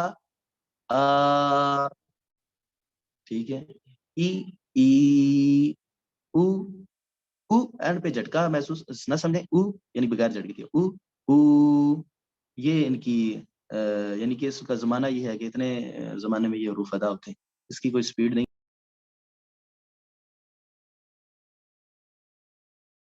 سوالات کو ہم بعد میں لیں گے، ابھی ہمیں ایک دفعہ بات کو مکمل کرنا ہے. تو ان چیزوں کو آپ جب ذہن میں رکھتے ہیں تو آپ کے جو رفتار ہے اس میں فرق پڑتا ہے. غنوں کی مقدار اور جو مدود ہے اس کی مقدار میں، غنے کی مقدار تو ایک ہی ہے، لیکن باعتبار سرعہ قیاساً آپ اسے کم بھی کریں گے زیادہ بھی کریں گے. اب اس کو آپ نے سیکھنا کیسے اور کیسے کم کرنا ہے، یہ آیا کیسے ہمارے تک طریقہ، یہ سارا صدری علم ہے. اور یعنی کہ یہ ہے استاد سے تلقی یعنی شیخ. جب تک کسی ماہر مشاق سے آپ کی تلقی نہیں ہے، اس سے بیٹھ کے آپ نے پڑھا نہیں ہے، تو آپ اس چیز پہ قدرت نہیں حاصل کر سکتے کہ میں کس طرح ان میں فرق کروں. لیکن بہرحال پھر بھی اتنا مشکل معاملہ نہیں ہے. آپ شیوخ کی تلاوتیں سنتے ہیں تو اس سے آپ نے آج یہ کام کرنا ہے کہ کسی شیخ صاحب کی تلاوت کو حدر میں بھی سننا ہے، اور انہی کی اگر آپ کو تلاوت تحقیق میں مل جائے تو وہ بھی آپ نے سننی ہے. اس میں ہیں کون سے شیخ صاحب ہیں جو دونوں تلاوتیں کرتے ہیں. عموماً ایسے ہی ہے جو تلاوت کریں تحقیق میں، ان کی پھر حدر میں کم ہے. لیکن میں کسی قاری صاحب کا نام آپ کو گروپ میں بھیج دوں گا، وہ عبدالفتاح تاروتی صاحب ہیں، ان کی حدر میں بھی ہیں، ترتیل میں بھی آپ کو مل جائے گی. اسی طرح یاسر شرکاوی صاحب ہیں، اور بھی شیوخ ہیں جن کی آپ کو دونوں میں تلاوتیں مل جائیں گی.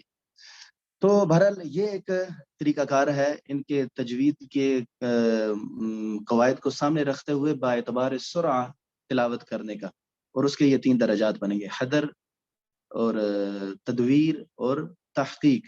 تحقیق خوب واضح ادا کرنا، تدویر اور حدر جو ہے وہ بہت تیزی سے ادا کرنا، اور جو تدویر ہے وہ ان دونوں کے درمیان میں گھومے، کبھی درجہ ترتیل کو پہنچے کبھی درجہ تدویر میں حدر میں چلی جائے، تدویر جو ہے درجہ حدر میں چلی جائے.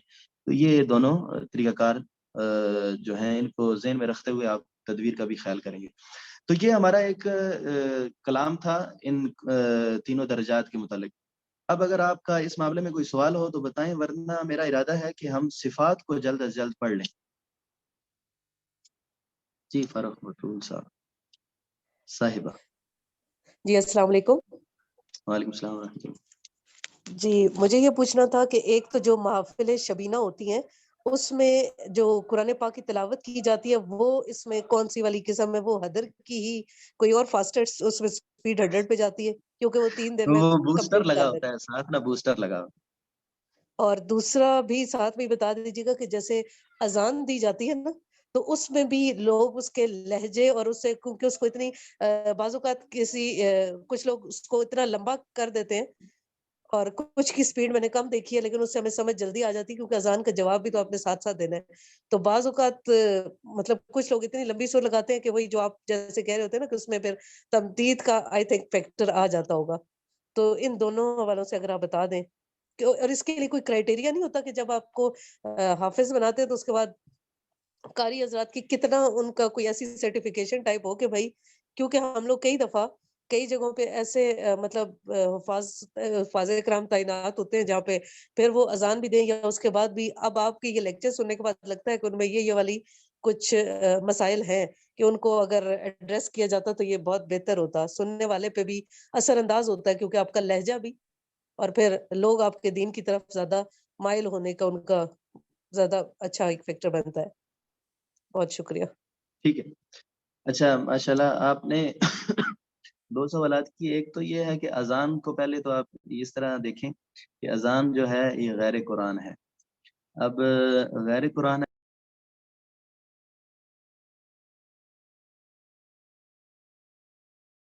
اب غیر قرآن ہے، اب یہ قرآن ہے، تو اس کے پڑھنے کا جو حکم ہے با اعتبار تجوید وہ کیا ہوگا، اس پہ کلام کیا جا سکتا ہے. اور آپ اس کو اتنا زیادہ تجوید کی نظر میں نہیں دیکھیں گے اذان کو. پہلے تو یہ ایک بات ہے مدود کے اعتبار سے، ٹھیک ہے.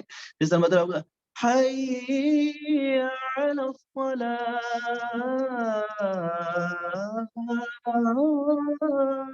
اب اس کو مطلب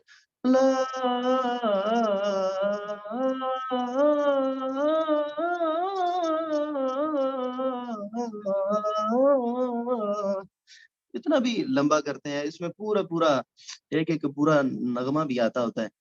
تو آپ اس کو اتنا زیادہ تجوید کے اعتبار سے نہیں دیکھیں گے، ٹھیک ہے. لیکن یہ ہے کہ جو اذان اس طرح کی ہے نا، مدود میں نے آپ کو کہا یہ کیسی ہیں، یہ کوئی قطعی نہیں ہے ان کی جو مقدار ہے.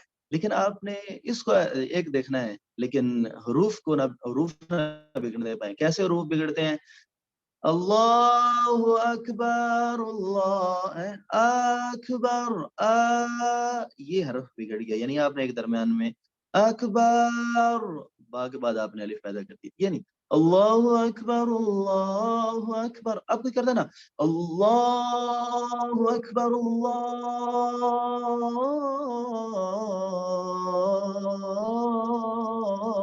اکبر. اب یہ جو لفظ اللہ باللہ، یہاں پر تو کھڑا زبر ہے. کھڑے زبر کی ہم نے مقدار قرآن پاک میں کیا پڑھی ہے؟ کھڑے زبر تو حرف مدہ کے قائم مقام ہے، یعنی حروف مدہ جو ہے ان کے قائم مقام ہے، تو ان کی مقدار تو کسر ہے. تو اتنا لمبا کیوں کیا؟ یہ لفظ اللہ اس میں جلالت کی مد جو ہے اس پہ کلام ہے کہ آپ اس کو لفظ اللہ اس میں جلالت کی حیبت اور ایک جلالت کو قائم کرتے ہوئے آپ اس میں مد طول بلکہ مد اطول بھی کہہ سکتے ہیں. اس پر بھی یہ آگے کلام ہے. لیکن جو میں وہی بات کر رہا ہوں کہ مدود کا جو معاملہ ہے یہ الگ ہے، اور حروف کے جو بگڑنے کا معاملہ ہے وہ الگ ہے. اشہاد اشہاد اللہ، اب ہاتھ نہیں ہے. اگر کوئی اس طرح کہتا ہے اشہد ان لا الہ الا اللہ، اب پیچھے یہ سارا جملہ ٹھیک ہونا چاہیے الا اللہ. اب یہ جو اینڈ پہ آگے مد کرنی ہے نا، مد عارض وقفی اسے کہیں گے، اس پہ بات کی جا سکتی ہے کہ یہ جائز ہے نہ ناجائز ہے. تو اس میں اتنا سخت کلام نہیں ہے. ایک تو بات آپ یہ ذہن میں رکھیں. دوسری بات جو آپ نے شبینے کی بیان کی، میں نے پہلے بھی گزارش کی ہے حفاظ کرام سے، ابھی بھی یہی گزارش کروں گا کہ یہ میرا اپنا ویسے ایک ایکسپیرینس بھی ہے کہ مجھے بھی ایک جگہ شبینے پہ جانے کا اتفاق ہوا، تو انہوں نے مجھے کہا آپ نے پوری رات میں قرآن پاک پڑھنا ہے. تو میں نے تلاوت سٹارٹ کی، تو یعنی کہ آدھے پونے گھنٹے میں میرا تو ایک پارہ مکمل ہوا. تو مجھے نظر آ رہا تھا 6-7 گھنٹے ہیں پوری رات میں، تو یہ تو میں 8-10 پارے ہی 8-10 پاروں سے زیادہ نہیں پڑھ سکتا. میں نے انہیں بتایا کہ آپ اس طرح کریں گے 2 حفاظ اور لے آئیں تاکہ اکٹھے بیٹھ کے پڑھ لیں، تب بھی پورا قرآن پاک پڑھنا ممکن ہے، ورنہ میں تو 8-10 پارے پڑھوں گا پوری رات میں. انہوں نے کہا نہیں جی، وہ پچھلے سال حافظ صاحب آئے تھے، انہوں نے 6 گھنٹوں میں پورا قرآن پاک پڑھ دیا تھا.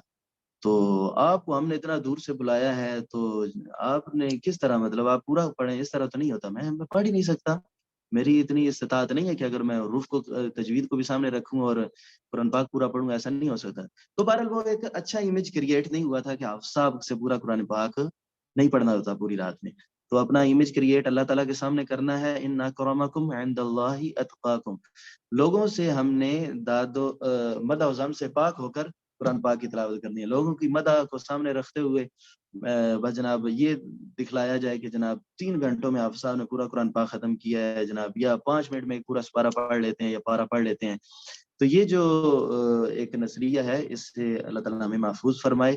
اور کیونکہ جو شبینے والا ایک سٹائل ہے وہ ایک ٹھیک طریقہ نہیں ہے ویسے، اس لحاظ سے اگر دیکھا جائے جس طرح ہمارا جو رواجن شبینہ چل رہا ہے، اتنا تیز قرآن پاک کو بالکل نہیں پڑھنا چاہیے. اور کو بھی نہیں سمجھ آ رہی ہوتی بعض اوقات تو، لیکن کچھ لوگ اچھا بھی پڑھتے ہیں، ہم ایسا بھی نہیں کہہ سکتے.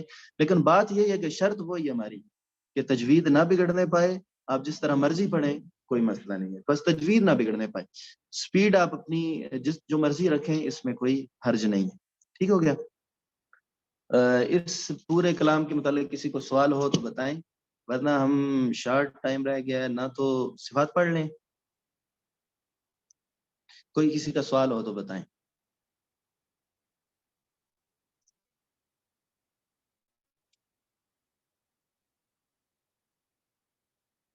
یہ سارا کلام کلیئر ہے جتنی ہم نے بات کی. حضور میں اگر چند آیات تک آپ کو سنا سکوں حدر کے ساتھ تو اگر آپ رہنمائی فرما دیں. جی جی. کہ وہاں پہ میں حروف مدہ کا میں یہی پوچھنا چاہ رہی تھی کہ حروف مدہ مطلب اپنی ہی اسی مقدار کے ساتھ کھینچے جاتے ہیں ایک الف کے برابر بھی حدر میں، کیونکہ زیادہ تر لوگ نہیں اس چیز کا ہونے کا بھی خیال نہیں رکھتے ہیں اور وہ حروف مدہ کا بھی خیال نہیں رکھا جاتا. الف مدہ ہوں جو بھی ہوں سارے. یہ بات ذہن میں رکھیں گے کہ کوئی قاری جو ہمارے یعنی ارد گرد میں معروف ہو، پہلے آپ یہ بات ذہن میں رکھیں کہ ہم نے جتنی باتیں کی کلاس میں باتیں کی یہ ہم نے ایز اے طالب علم پڑھی ہیں، ایز اے طالب علم سیکھی ہیں، اور ہمارا یہی مقصد ہونا چاہیے کہ ہم اصلاح کا ایک معاملہ کریں، اور اصلاح بھی وہاں پہ کی جاتی ہے جہاں پر ماحول ہو، ورنہ اس کے علاوہ آپ کی اصلاح آپ کی طرف سے تنقید ہی بنتی ہے. ابھی بھی کوئی کہہ رہا تھا جس طرح ابھی میں نے سننا ہے کہ ہمارے یہاں تو راؤنڈ اباؤٹ سب کچھ ایسے ہی ہو رہا ہے. بات ایسے ہی ہے کہ جب آپ کے پاس علم ہوتا ہے تو علم کو پھیلانے کا ایک طریقہ کار ہوتا ہے کہ آپ علم اپنا پھیلائیں لیکن نفرتیں نہ بڑھائیں.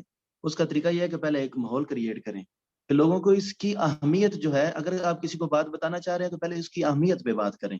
اگر اس کے ذہن میں اہمیت ہے تو اس کے بعد آپ بات کریں کہ مجھے آپ میں یہ تھوڑی کمی نظر آئی، آپ اس کو درست فرما لیں، پھر ممکن ہے آپ کی بات جو ہے اگلے کے ذہن میں بیٹھے.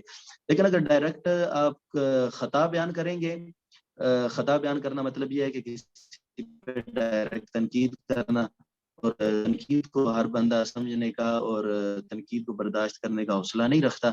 تو عمومی طور پہ یہ ہوا ہے کہ ہم نے پہلے بھی میرے ساتھ اس طرح اتفاق ہوا ہے، کچھ دوست یعنی کہ بیٹھتے ہیں 8-10 دن کے بعد کچھ چیزیں نہیں انہیں نظر جب آتی ہیں تو اب خود ادائیگی پہ وہ قدرت رکھتے ہوں یا نہ رکھتے ہوں، لیکن کسی کی تجوید میں وہ ضرور مسائل نکالیں گے. جناب میں فلاں کو سنتا ہوں وہ یہ غلطی کرے گا، کل کو کہیں گے شیخ عبد الباسط صاحب کو میں نے سنا انہوں نے بھی غلطی نکالی، ان کی بھی غلطی نکالیں گے. شیوخ سے بھی آپ کو جو بڑے بڑے شیوخ ہیں ممکن ہے آپ ماہر اور حاذق قاری ہو جائیں، اس کے بعد آپ کو ان کی خطائیں نظر آئیں، کیونکہ قانون تو وہی ہے جو سب کے لیے ہے، جو ایگزسٹ کر رہا ہے، یعنی جو بہت بڑا قاری آپ کے سامنے لوگوں کے سامنے معروف ہے. اب ضروری نہیں ہے کہ وہ جو کچھ پڑھے وہی ٹھیک ہے، بات کا تم سے بھی غلطی ہو سکتی ہے، خطا کا امکان ہے. انسان تو قرآن پاک کو پڑھنے کی کوشش ہی کر سکتا ہے، کامل کوشش کرے اور کوئی یہ کہے کہ میں قرآن پاک کا حق ادا کر رہا ہوں، یہ ممکن نہیں ہے. حق اگر کوئی تلاوت کا ادا کر سکتا ہے تو آقا کریم صلی اللہ علیہ وسلم کی ذات ہے، بندے کے بس میں یہ نہیں ہے کہ وہ تلاوت کا حق ادا کر سکے. تو بہرحال یہ ہے کہ تنقیدی ایک مزاج نہ بنائیں. میری سب سے یہ گزارش یہ ہے کہ جتنی چیزیں آپ نے پڑھی ہیں یا آپ کے ذہن میں نئی چیزیں آئیں یا آپ نے مطلب اس پیرا شریف کی پلیٹ فارم سے جو آپ کو چیزیں ایک نئی محسوس ہوئیں، ہمارا سب سے پہلے رائٹ یہ ہے کہ ہم خود اس چیز کو سیکھیں اور ادائیگی کی کوشش کریں، اچھے طریقے سے ہم پڑھیں. یہ جو ہم پڑھ رہے ہیں یہ ایک رائٹ وے ہے، یعنی کہ آپ یہ کہیں کہ ایک وے ہے کہ ہم نے تجوید کو حاصل کیسے کرنا ہے. لیکن اگر آپ یہ کہیں کہ ہم 10-15 دن کے بعد ایک سند مل جائے گی اور اس کے بعد ہم قاری ہو جائیں گے، ایک سرٹیفکیٹڈ قاری ہیں، تو اس طرح بندہ قاری نہیں بنتا، اور قاری یہ بننا مقصود بھی نہیں ہے. اصل مقصد یہ ہے کہ قرآن پاک کو ٹھیک طریقے سے پڑھنا آنا چاہیے. تو یہ ہمارا ایک طریقہ کار ہے، یہ ایک اسلوب ہے کہ اس اسلوب کو آپ سامنے رکھیں گے، ان چیزوں کو سامنے رکھیں گے، اس کے بعد ادائیگی کی کوشش کریں گے، پھر کسی ماہر اور اچھے آدمی کو سنائیں گے، پھر وہ آپ کی تصحیح کرے گا. اس کے بعد جا کر آپ کے پاس قدرت آئے گی کہ آپ اچھے طریقے سے پڑھ سکتے ہیں. جب آپ اس درجے پہ پہنچ جائیں، اچھے طریقے کے پڑھنے کے درجے پہ پہنچ جائیں، اس کے بعد آپ کے جو راؤنڈ اباؤٹ جو ماحول ہے اس میں آپ کو کسی کی خطا نظر آئے تو پہلے تو اسے محسوس ہو کہ یہ پڑھ لیتا ہے اچھا، اس کے بعد وہ آپ کی بات سننے کو تیار ہوگا. اس کے بعد اسے بتائیں کہ مجھے آپ نے یہ خطا نظر آئی ہے، آپ مہربانی فرمائیں اس میں اگر کوشش فرمائیں کہ ایسا ہو سکتا ہے. اگر آپ ایسا پڑھیں تو یہ زیادہ درست ہے. ہمیں تو اساتذہ سے یا کتب سے یہی چیز ملتی ہے، پھر ممکن ہے وہ آپ کی بات سمجھے.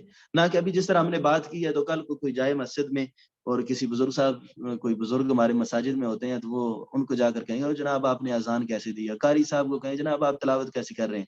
تو وہ ایسا مزاج بھی نہیں ہونا چاہیے. بہرحال آپ تلاوت فرمانا چاہ رہی تھی، بسم اللہ. جی حضور بہت شکریہ ان تمام نصیحتوں کا. اور چونکہ میرا تقریباً یہی تجوید سے میرا کنسرن ہے، میں تجوید پڑھاتی ہوں بچیوں کو، تو عمومی طور پہ میرا اصلاح والا ہی رویہ ہوتا ہے کہ پہلے تجوید کی اہمیت اور ضرورت پہ بات کی جائیں اور پھر مخارج اور صفات سکھائے جائیں. تو حضور میں جب کسی کی مثال دیتی ہوں اس سے میرا مراد میری اپنی ذات ہوتی ہے کہ میں اپنی ہی اصلاح کرنا چاہ رہی ہوتی ہوں، اور کسی کی مثال دینے سے مراد میں اپنا کہہ رہی ہوتی ہوں کہ میں ایسے پڑھتی ہوں تو کیا یہ چیز غلط ہے یا صحیح ہے. تو حضور نہیں یہ اس طرح معذرت سے آپ نے بات سے بالکل ٹھیک کی ہے. میں یعنی کہ میں ایک عمومی طور پہ بات کر رہا ہوں کہ سب کے لیے، میں اپنے آپ سے بھی یہ کہہ رہا ہوں، صرف آپ سے نہیں، اپنے آپ سے بھی کہہ رہا ہوں کہ ہمیں سب سے پہلے جو دیکھیں نا ہمارے ساتھ سامنے بیٹھا بندہ سن رہا ہے، اصل میں تنقید کرنا مقصد تو نہیں ہے. اصل میں میرا مقصد یہ تھا کہ یہ اس کی جو خطا ہے یہ نہیں ہونی چاہیے. اب میں اس جی کو حضور. کس طرح ایسے طریقے سے سمجھاؤں کہ اس کی واقعی خطا نہ ہو. اب ہے تو اس کی خطا، میرا ارادہ یہ تھا خطا نہیں ہونی چاہیے، لیکن میں پوائنٹ آؤٹ کر رہا ہوں اس طریقے سے کہ اسے وہ غلطی محسوس ہو ہی نہیں رہی، اسے یہ محسوس ہو رہی ہے کہ میں تنقید کر رہا ہوں. تو ایک تو ہمیں اپنے طریقے میں تھوڑی سی مٹھاس پیدا کرنی ہے. اگر خطا ہو گئی ہے تو اگر دیکھیں میں اگر پوائنٹ آؤٹ کر رہا ہوں، اگر وہ مان لے گا تو میں صدقہ جاریہ بنوں گا، یعنی کہ میرا یہ کلام جو ہے یہ صدقہ جاریہ بن جائے گا. تو اگر وہ نہیں مانے گا، میرا انداز اس طرح کا ہے، اگر وہ نہیں مان رہے تو مطلب میرا کلام کرنے کا پھر تو لغو گیا، کوئی فائدہ ہی نہ ہوا، ممکن ہے اس سے رنجش بھی پیدا ہو جائے.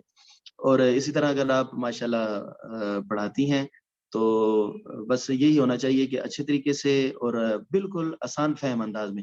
اگر آپ ایک طریقے سے پڑھا رہے ہیں تو آپ کے جو ٹیچنگ کے ہیں وہ ٹولز آپ کے پاس ہونے چاہیے، اسلوب ہونے چاہیے. اگر بچے کو سمجھ نہیں آ رہی تو بالکل اسے، کیونکہ یہ قابل رحم جو آپ کے سامنے بیٹھا ہوا ہے، آپ سے سیکھنے کی کوشش کر رہا ہے، وہ قابل رحم طبقہ ہے، وہ آپ سے کچھ حاصل کرنا چاہ رہے ہیں، اور اسے اتنے پیارے انداز میں دیں چیز یا اسے پڑھائیں کہ آپ کا یہ مقصد ہونا چاہیے کہ وہ چیز اس کے گلے سے نکلے.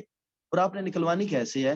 وہ آپ ڈنڈے سے نہیں نکلوا سکتے، اپنے جھریانہ انداز سے نہیں نکلوا سکتے، وہ آپ مٹھاس سے اور واضح و نصیحت سے اور اپنی کوشش کے ساتھ، بہت زیادہ کوشش کے ساتھ آپ نکلوا سکتے ہیں.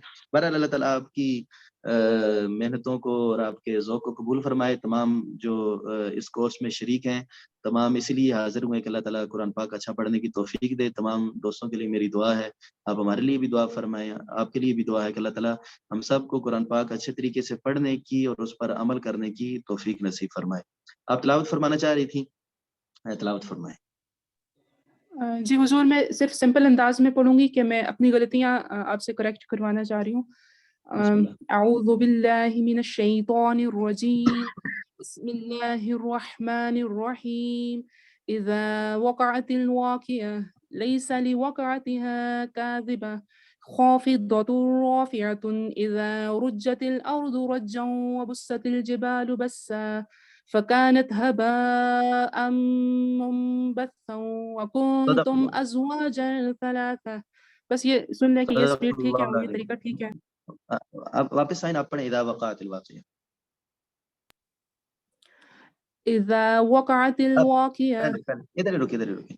سب سے پہلے جب آپ نے ادا کیا نا حمزہ، تو حمزہ کی جو ادائیگی ہے حمزہ زیر ای، ٹھیک ہے؟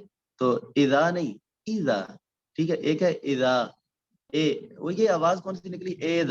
اذا وقعت الواقعہ، اذا، ٹھیک ہے؟ تو یہ مجہول آواز ہے. سب سے پہلے اسے اسٹارٹ ایسے کریں، اذا وقع، اذا، ٹھیک ہے؟ جی حضور جی. جی اذا آگے. وقعت الواقعہ. اب جب آپ نے واقعہ کہا نا تو اب دیکھیں آئین کے بعد آگے ہا ہے. پہلے تو آئین پر تھوڑی سی کوشش فرمائیں، تھوڑا سا آئین مجھے ویک نظر آ رہا ہے، یعنی کہ گرفت اس پہ نہیں ہے، پڑھا ٹھیک جا رہا ہے لیکن گرفت نہیں. اس کے بعد جب آپ وقف کر رہے ہیں تو ہا کے اندر جو صفت ہے، میں آج میں صفات بھی پڑھانا چاہ رہا تھا، تو ہا کے اندر صفت ہے، یعنی آپ کا سانس اس میں جاری رہتا ہے، تو اس کے اندر آپ کا سانس جاری. اذا وقعت الواقعہ، اینڈ پر ہا کی آواز آنی چاہیے. تو یہ جو وقف ہے اذا وقعت الواقعہ، کیا ہوا؟ واقعہ، عین زبر آ، نہ کہ ہا اینڈ سے ختم ہو گیا، تو ہا اینڈ سے ختم نہیں ہونا چاہیے، ٹھیک ہے؟ اذا وقعت الواقعہ، اذا وقعت واو پر ہونٹ بھی گول ہوں گے، اذا وقعت الواقعہ، ٹھیک ہے؟ جی حضور. تو اس طرح مطلب ابھی میں ٹائم بھی مکمل ہوا چاہتا ہے، تو میں یہ گزارش کروں گا، آپ نے ماشاءاللہ اچھی تلاوت کر لیتی ہیں، لیکن میں آپ سے یہ گزارش کروں گا کہ ایک کوئی جگہ تیار کر کے لائیں. تمام دوست جتنے ہیں ان سے گزارش کروں گا آئندہ جو ہمارا لیکچر ہوگا وہ ہے ریاض کرنے کا طریقہ، اور یہ مشق جو ہے، یہ مشق کرنے کا، ریاض کرنے کا طریقہ بڑا مہم ہے، لیکن یہ طریقہ اس وقت ہے جب آپ کے پاس صوت بھی ہے.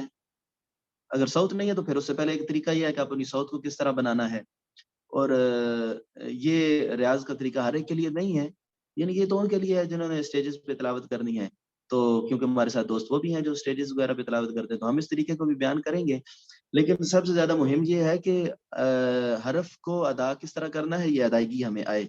تو جتنے ہمارے دوست ہیں میں سب سے یہ گزارش کروں گا کہ آئندہ جو ہمارا لیکچر ہے، ابھی کیونکہ میرے 2 لیکچر رہ گئے ہیں تو اب ہم سننے کی طرف آئیں گے. ابھی 3 لیکچر ہم بولیں ہیں، اگلے 2 لیکچر آپ بولیں گے، آپ نے سنانا ہوگا. اور جتنے ہم نے قواعد پڑھے ہیں، باقی اساتذہ کرام آپ کو جو قواعد پڑھائیں گے، آپ ان چیزوں کو ذہن میں رکھ کے اس کے بعد، کیونکہ جب تک آپ نہیں بولیں گے تصحیح نہیں ہوگی.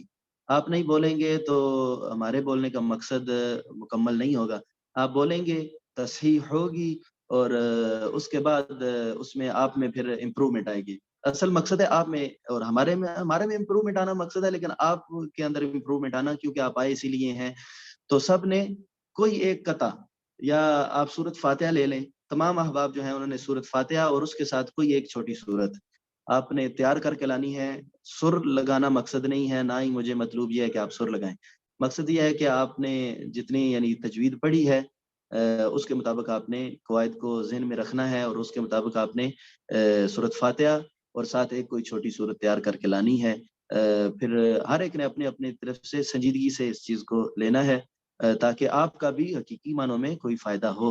اتنا زیادہ کلام سننے کے بعد اگر آپ خود کوشش نہیں کریں گے، وہ امام جزری رحمۃ اللہ علیہ کا غالباً قول ہے کہ آپ جتنے مرضی لیکچر سن لیں، جتنی مرضی تجوید پہ کتابیں پڑھ لیں، یہ جو علم ہے یہ اس کا تعلق کان کے ساتھ اور گلے کے ساتھ ہے.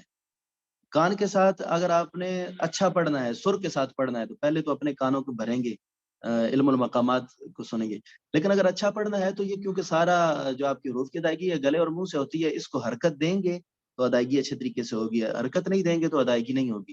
تو سننا اور زیادہ یعنی کہ جو ٹیکنیکلی چیزیں ہیں ان کو ذہن میں بٹھانا مقصد نہیں ہے. مقصد اصل میں یہ ہے کہ حقیقی معنوں میں ہم قرآن پاک کو اچھے طریقے سے پڑھنے پر قدرت حاصل کریں. اللہ تعالیٰ ہم سب کا حامی و ناصر ہو. اللہ تعالیٰ ہمیں اچھا قرآن پاک پڑھنے کی توفیق عطا فرمائے. اور بہت ساری دعائیں ہیں آپ کے لیے، اور آپ ہمارے لیے بھی دعا فرمایا کریں. انشاءاللہ بالتوفیق آئندہ جو لیکچر ہے اس میں ملاقات ہوگی. میں تمام احباب سے ریکویسٹ کروں گا اور امید کروں گا کہ آپ اچھے طریقے سے آئندہ کلاس کی تیاری کر کے لائیں گے. اللہ حافظ. السلام علیکم ورحمۃ اللہ.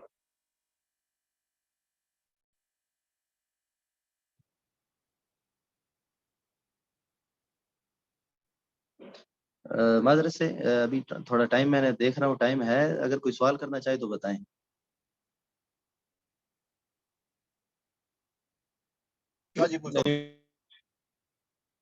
شاکر صاحب جلدی ہے، وائنڈ اپ کریں.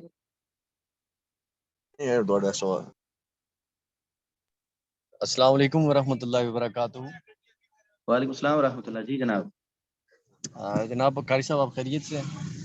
جناب یہ صاحبزادہ صاحب الحمدللہ، آپ سنائیں. الحمدللہ اللہ کا کرم ہے. تو گزارش یہ ہے کہ تجوید کے حوالے سے ایک سوال ہے کہ جو ہمارے ہاں کچھ لوگ جو تجوید سے قرآن پاک نہیں پڑھے ہوئے، جی جی، اور وہ امام مسجد بھی ہیں پاکستان کے اندر، یہ آپ کو پتہ ہی ہے کہ گاؤں اور جو ہمارے دیہات ہیں ان میں یہی حال ہے، ان کا تلفظ تو بالکل نہیں ہے. تو وہ جس بندے کا تلفظ ٹھیک ہو وہ کیا ان کے پیچھے نماز پڑھ سکتا ہے؟ جناب یہ میں گزارش کرنا چاہوں گا کہ افسوس کے ساتھ یہ بہت زیادہ یعنی کہ افسوسناک صورتحال ہے کہ ہمارے راؤنڈ اباؤٹ بہت ساری ایسی جگہیں ہیں جہاں پر ہمیں قرآن پاک انتہائی یعنی لحن جلی کے ساتھ سننے کو ملتا ہے. تو میں اپنی طرف سے کوئی فتویٰ جاری نہیں کرتا، لیکن نہ ہی میں اس کا یعنی مجاز ہوں، نہ ہی میں اس کا اہل ہوں کہ میں کوئی فتویٰ دوں. لیکن جو علماء کرام نے اس پہ کلام فرمایا کہ اگر آپ کسی کی نماز میں ایسی غلطی سنیں جس سے معنی فاسد ہو جاتا ہو، تو اس سے معنی جب فاسد ہوا تو قرات فاسد ہوئی، قرات فاسد ہو گئی تو نماز فاسد ہو گئی، جب نماز فاسد ہو گئی تو نماز بگڑ گئی، آپ کی ایسے بندے کے پیچھے نماز نہیں ہوگی. تو ایسا اگر آپ کو کسی جگہ پر ملتا ہے، آپ کو پتہ ہے کہ ان کی قرات بہت زیادہ غلط ہے، تو آپ کی نماز فاسد ہو گئی ہے۔ اب آپ اگر وہاں پر بات کریں گے، ایک ایسی جگہ ہے، مطلب ایسی جگہ ہیں جہاں سے 30 سے 40 سال سے لوگ اپنی خدمات سر انجام دے رہے ہیں، تو اب بزرگ ہیں، اب وہ اگر کوشش کریں اس پر پیر کرم شاہ ان کا پیر مہر علی شاہ صاحب کا غالباً فتویٰ گیا، اگر کوئی کوشش کرے، کوشش کے باوجود اگر وہ حرف کی ادائیگی پر قادر نہیں ہے تو اسے تو معافی ہے، لیکن اگر کوئی کوشش ہی نہیں کرتا، آپ کسی بزرگ کو سمجھا لیں 40-50 سال جنہوں نے خدمت کی ہے، انہیں آپ سمجھائیں، وہ کہیں تو پتر اجے کل آیا تھا تو سان سمجھان لگا، انہوں نے بات سمجھنی نہیں ہے، تو ایسے بندے کے پیچھے پھر آپ کی نماز نہیں ہوگی۔ اگر آپ کو کسی موقع پہ پڑھنی پڑی ہے تو بعد میں اس کا اعادہ کریں، اگر آپ کو سمجھ آتا ہے کہ واقعی ان کے مخارج اتنے خراب ہیں کہ معنی بگڑ رہا ہے، معنی فاسد ہو رہا ہے، یعنی کہ انہوں نے سورۃ اخلاص ہی پڑھی تو انہوں نے کل کہا نہ کہ قل کہا، تو اس سے ہی معنی فاسد ہو گیا۔ تو ایسے بندے کے پیچھے نماز آپ کی ہو یا نہ ہو، نماز ویسے ہی فاسد ہوگی جتنے بھی پڑھ رہے تھے ان کی۔ تو اللہ تعالیٰ ہمیں اچھے ائمہ بھی نصیب فرمائے، لیکن میں نے وہی بات کی کہ اختلاف کا بھی ایک رنگ ہوتا ہے، آپ ایسے کسی مسجد میں جا کر ڈائریکٹ اختلاف کریں گے تو آپ کے خلاف کافی تنقیدیں ہوں گی اور آپ کو ممکن ہے بے ادب سمجھا جائے، تو ماحول بنا کر بات کی جائے، اگر نہیں ہو سکتی تو اللہ تعالیٰ معاف فرمانے والی ذات ہیں، اللہ تعالیٰ ہم سب پر رحم فرمائے۔ السلام علیکم ورحمۃ اللہ۔ وعلیکم السلام جی۔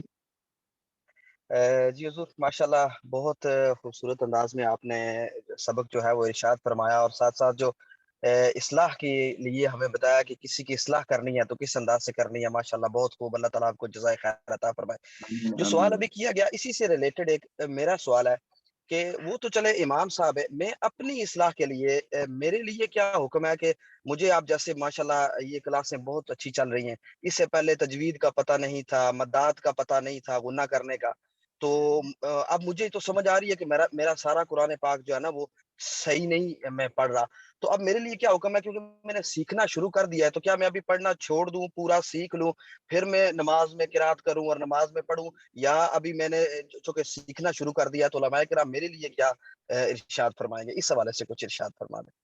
بسم اللہ جی اس حوالے سے میں یہ گزارش کروں گا کہ اگر تو آپ صرف امامت کرواتے ہیں یا خود پڑھتے ہیں، سب سے بلکہ میری یہ گزارش ہے کہ جو روز صبح اٹھ کے ایک سپارہ کئی لوگوں کی پڑھنے کی روٹین آئی کر رمضان شریف چل رہا ہے، تو موسم بھی ہے، لوگ رمضان شریف میں زیادہ تلاوت فرماتے ہیں، اللہ تعالیٰ ہمیں پورا سال کرنے کی توفیق دے، تو اس میں گزارش یہ ہے کہ خیرکم من تعلم القرآن وعلمہ، تم میں سے سب سے بہتر وہ ہے جو قرآن پاک کو زیادہ سیکھے اور سکھائے۔ تو قرآن پاک سیکھنا از خود ایک عبادت ہے، ٹھیک ہے، اور سکھانا بھی عبادت ہے۔ تو قرآن پاک سیکھنے کی غرض سے اگر آپ اس کو اس طرح تلاوت کریں گے کہ ایک سپارے کے بجائے صرف آپ 2 لائنیں پڑھیں اور سیکھنے کی غرض سے پڑھیں کہ میں نے اس کو ٹھیک طریقے سے پڑھنا ہے، اب آپ پورا پارا پڑھ رہے ہیں، سارے کا سارا غلط پڑھ رہے ہیں، تو وہ انتہائی گناہ لے رہے ہیں۔ اب اس سے خاموش رہنا بہتر تھا، ٹھیک ہے، اب اس گناہ سے بہتر ہے کہ آپ خاموش رہیں۔ اب خاموشی سے بھی بہتر ہے کہ تھوڑا سا سیکھ کر کچھ قواعد کے مطابق 1-2 آیتیں پڑھ لیجئیں، وہ آپ کے لیے عبادت ہے۔ تو اگر آپ جتنے بھی دوست ہیں ان سے میں یہ گزارش کرنا چاہوں گا کہ آپ جب تک یہ کورس کر رہے ہیں، جب تک آپ کو صحیح قدرت نہیں حاصل ہوتی، آپ اس طرح کریں کہ 2 آیتیں، 3 آیتیں، 4 آیتیں ان کو اچھے طریقے سے پڑھیں۔ زیادہ تلاوت مطلوب ہے ہی نہیں، مطلوب یہ ہے کہ آپ ٹھیک ادائیگی کریں۔ کیا قرآن پاک پڑھنا فرض ہے؟ فرض تو نہیں ہے، تو آپ قرآن پاک کو اچھے طریقے سے پڑھیں، اور اس کے بعد پھر آپ ایک پارہ پڑھیں یا پورا قرآن پاک پڑھیں، لیکن اس سے پہلے اچھے طریقے سے ادائیگی کریں۔ اور جو احباب نماز پڑھاتے ہیں، جو ائمہ کرام ہیں، ان سے یہ گزارش ہے کہ وہ دوسری آیتوں پر مشق کرنے سے بہتر ہے سب سے پہلے اس طرح کریں کہ سورۃ فاتحہ شریف اس پہ مشق کریں، اچھے طریقے سے پڑھیں اور کسی استاد کو سنائیں، اور اس کے ساتھ جو فرض قرات کے لیے ہمیں کچھ آیتیں پڑھنی ہیں، کوئی چھوٹی 8-10 صورتیں آخری، ان پر اچھے طریقے سے مشق کریں اور کسی استاد سے سنا کر اپنی تصحیح کروائیں، اتنے اچھا ہو جائے کہ لحن جلی سے ہم محفوظ ہو جائیں، تاکہ ہم نماز پڑھاتے ہیں تاکہ نماز لوگوں کی فاسد نہ ہو، یا اپنی نماز پڑھتے ہیں وہ فاسد نہ ہو۔ نماز کے اندر جو تلاوت مطلوب ہے، سب سے پہلے اس تلاوت کو اچھا کیا جائے، اور اس کے بعد باقی جو تلاوت ہے، باقی جو قرآن پاک ہے، اس پر آپ محنت کریں۔ جب میں آپ کو یہ گارنٹیڈ کہہ سکتا ہوں، اگر جب آپ 1-2 رکوع جو ہیں آپ ان کو اچھے طریقے سے پڑھ سکتے ہیں، تو اس کے بعد آپ پورا قرآن پاک بھی پڑھ سکتے ہیں۔ لیکن سب سے جو مہم ہے وہ یہی ہے کہ آپ ایک رکوع اگر پڑھ لیں اچھے طریقے سے نا، ہر قاعدے کو سامنے رکھ کے اگر ایک رکوع پڑھ سکتے ہیں، یعنی کہ آپ مطلب پھر حروف کو ان کا حق دے سکتے ہیں. تو پورے قرآن پاک میں یہی تو حروف ہیں جن کو ان کا حق دینا ہے، تو یہی بار بار رپیٹ ہو کے آئیں گے. اگر آپ حق دے سکتے ہیں تو مطلب آپ ساری تلاوت ٹھیک کر سکتے ہیں. سب سے پہلے نماز کی تلاوت جتنی مطلوب ہے اس کو ٹھیک کیا جائے، اس کے بعد باقی تلاوت. ٹھیک ہے،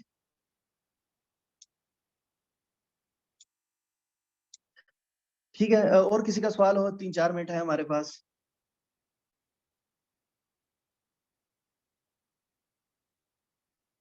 چلیں ٹھیک ہے، ہم اپنی آج کی کلاس جو ہے اس کو اسی کلام پہ مکمل کرتے ہیں کہ اللہ تعالیٰ ہمیں قرآن پاک اچھے طریقے سے پڑھنے کی توفیق عطا فرمائے، اور اللہ تعالیٰ ہمیں قرآن پاک سیکھنے کی اور اس پر محنت کرنے کی، دن رات ہمیں اس پر ٹھیک طریقے سے سنجیدگی کے ساتھ محنت کرنے کی اللہ تعالیٰ ہمیں توفیق عطا فرمائے، تاکہ یہ قرآن پاک کا جو نور ہے یہ ہمیں نصیب ہو اور ہم اسے اچھے طریقے سے پڑھ سکیں، اور قرآن پاک کے فیض سے اور اس کے پیغام سے ہم شناسا ہوں اور یہ ہمیں فیض میسر آئے. اللہ تعالیٰ کا کریم صلی اللہ علیہ وسلم کے صدقے ہمارے لیے یہ راستہ آسان فرمائے. السلام علیکم ورحمۃ اللہ وبرکاتہ.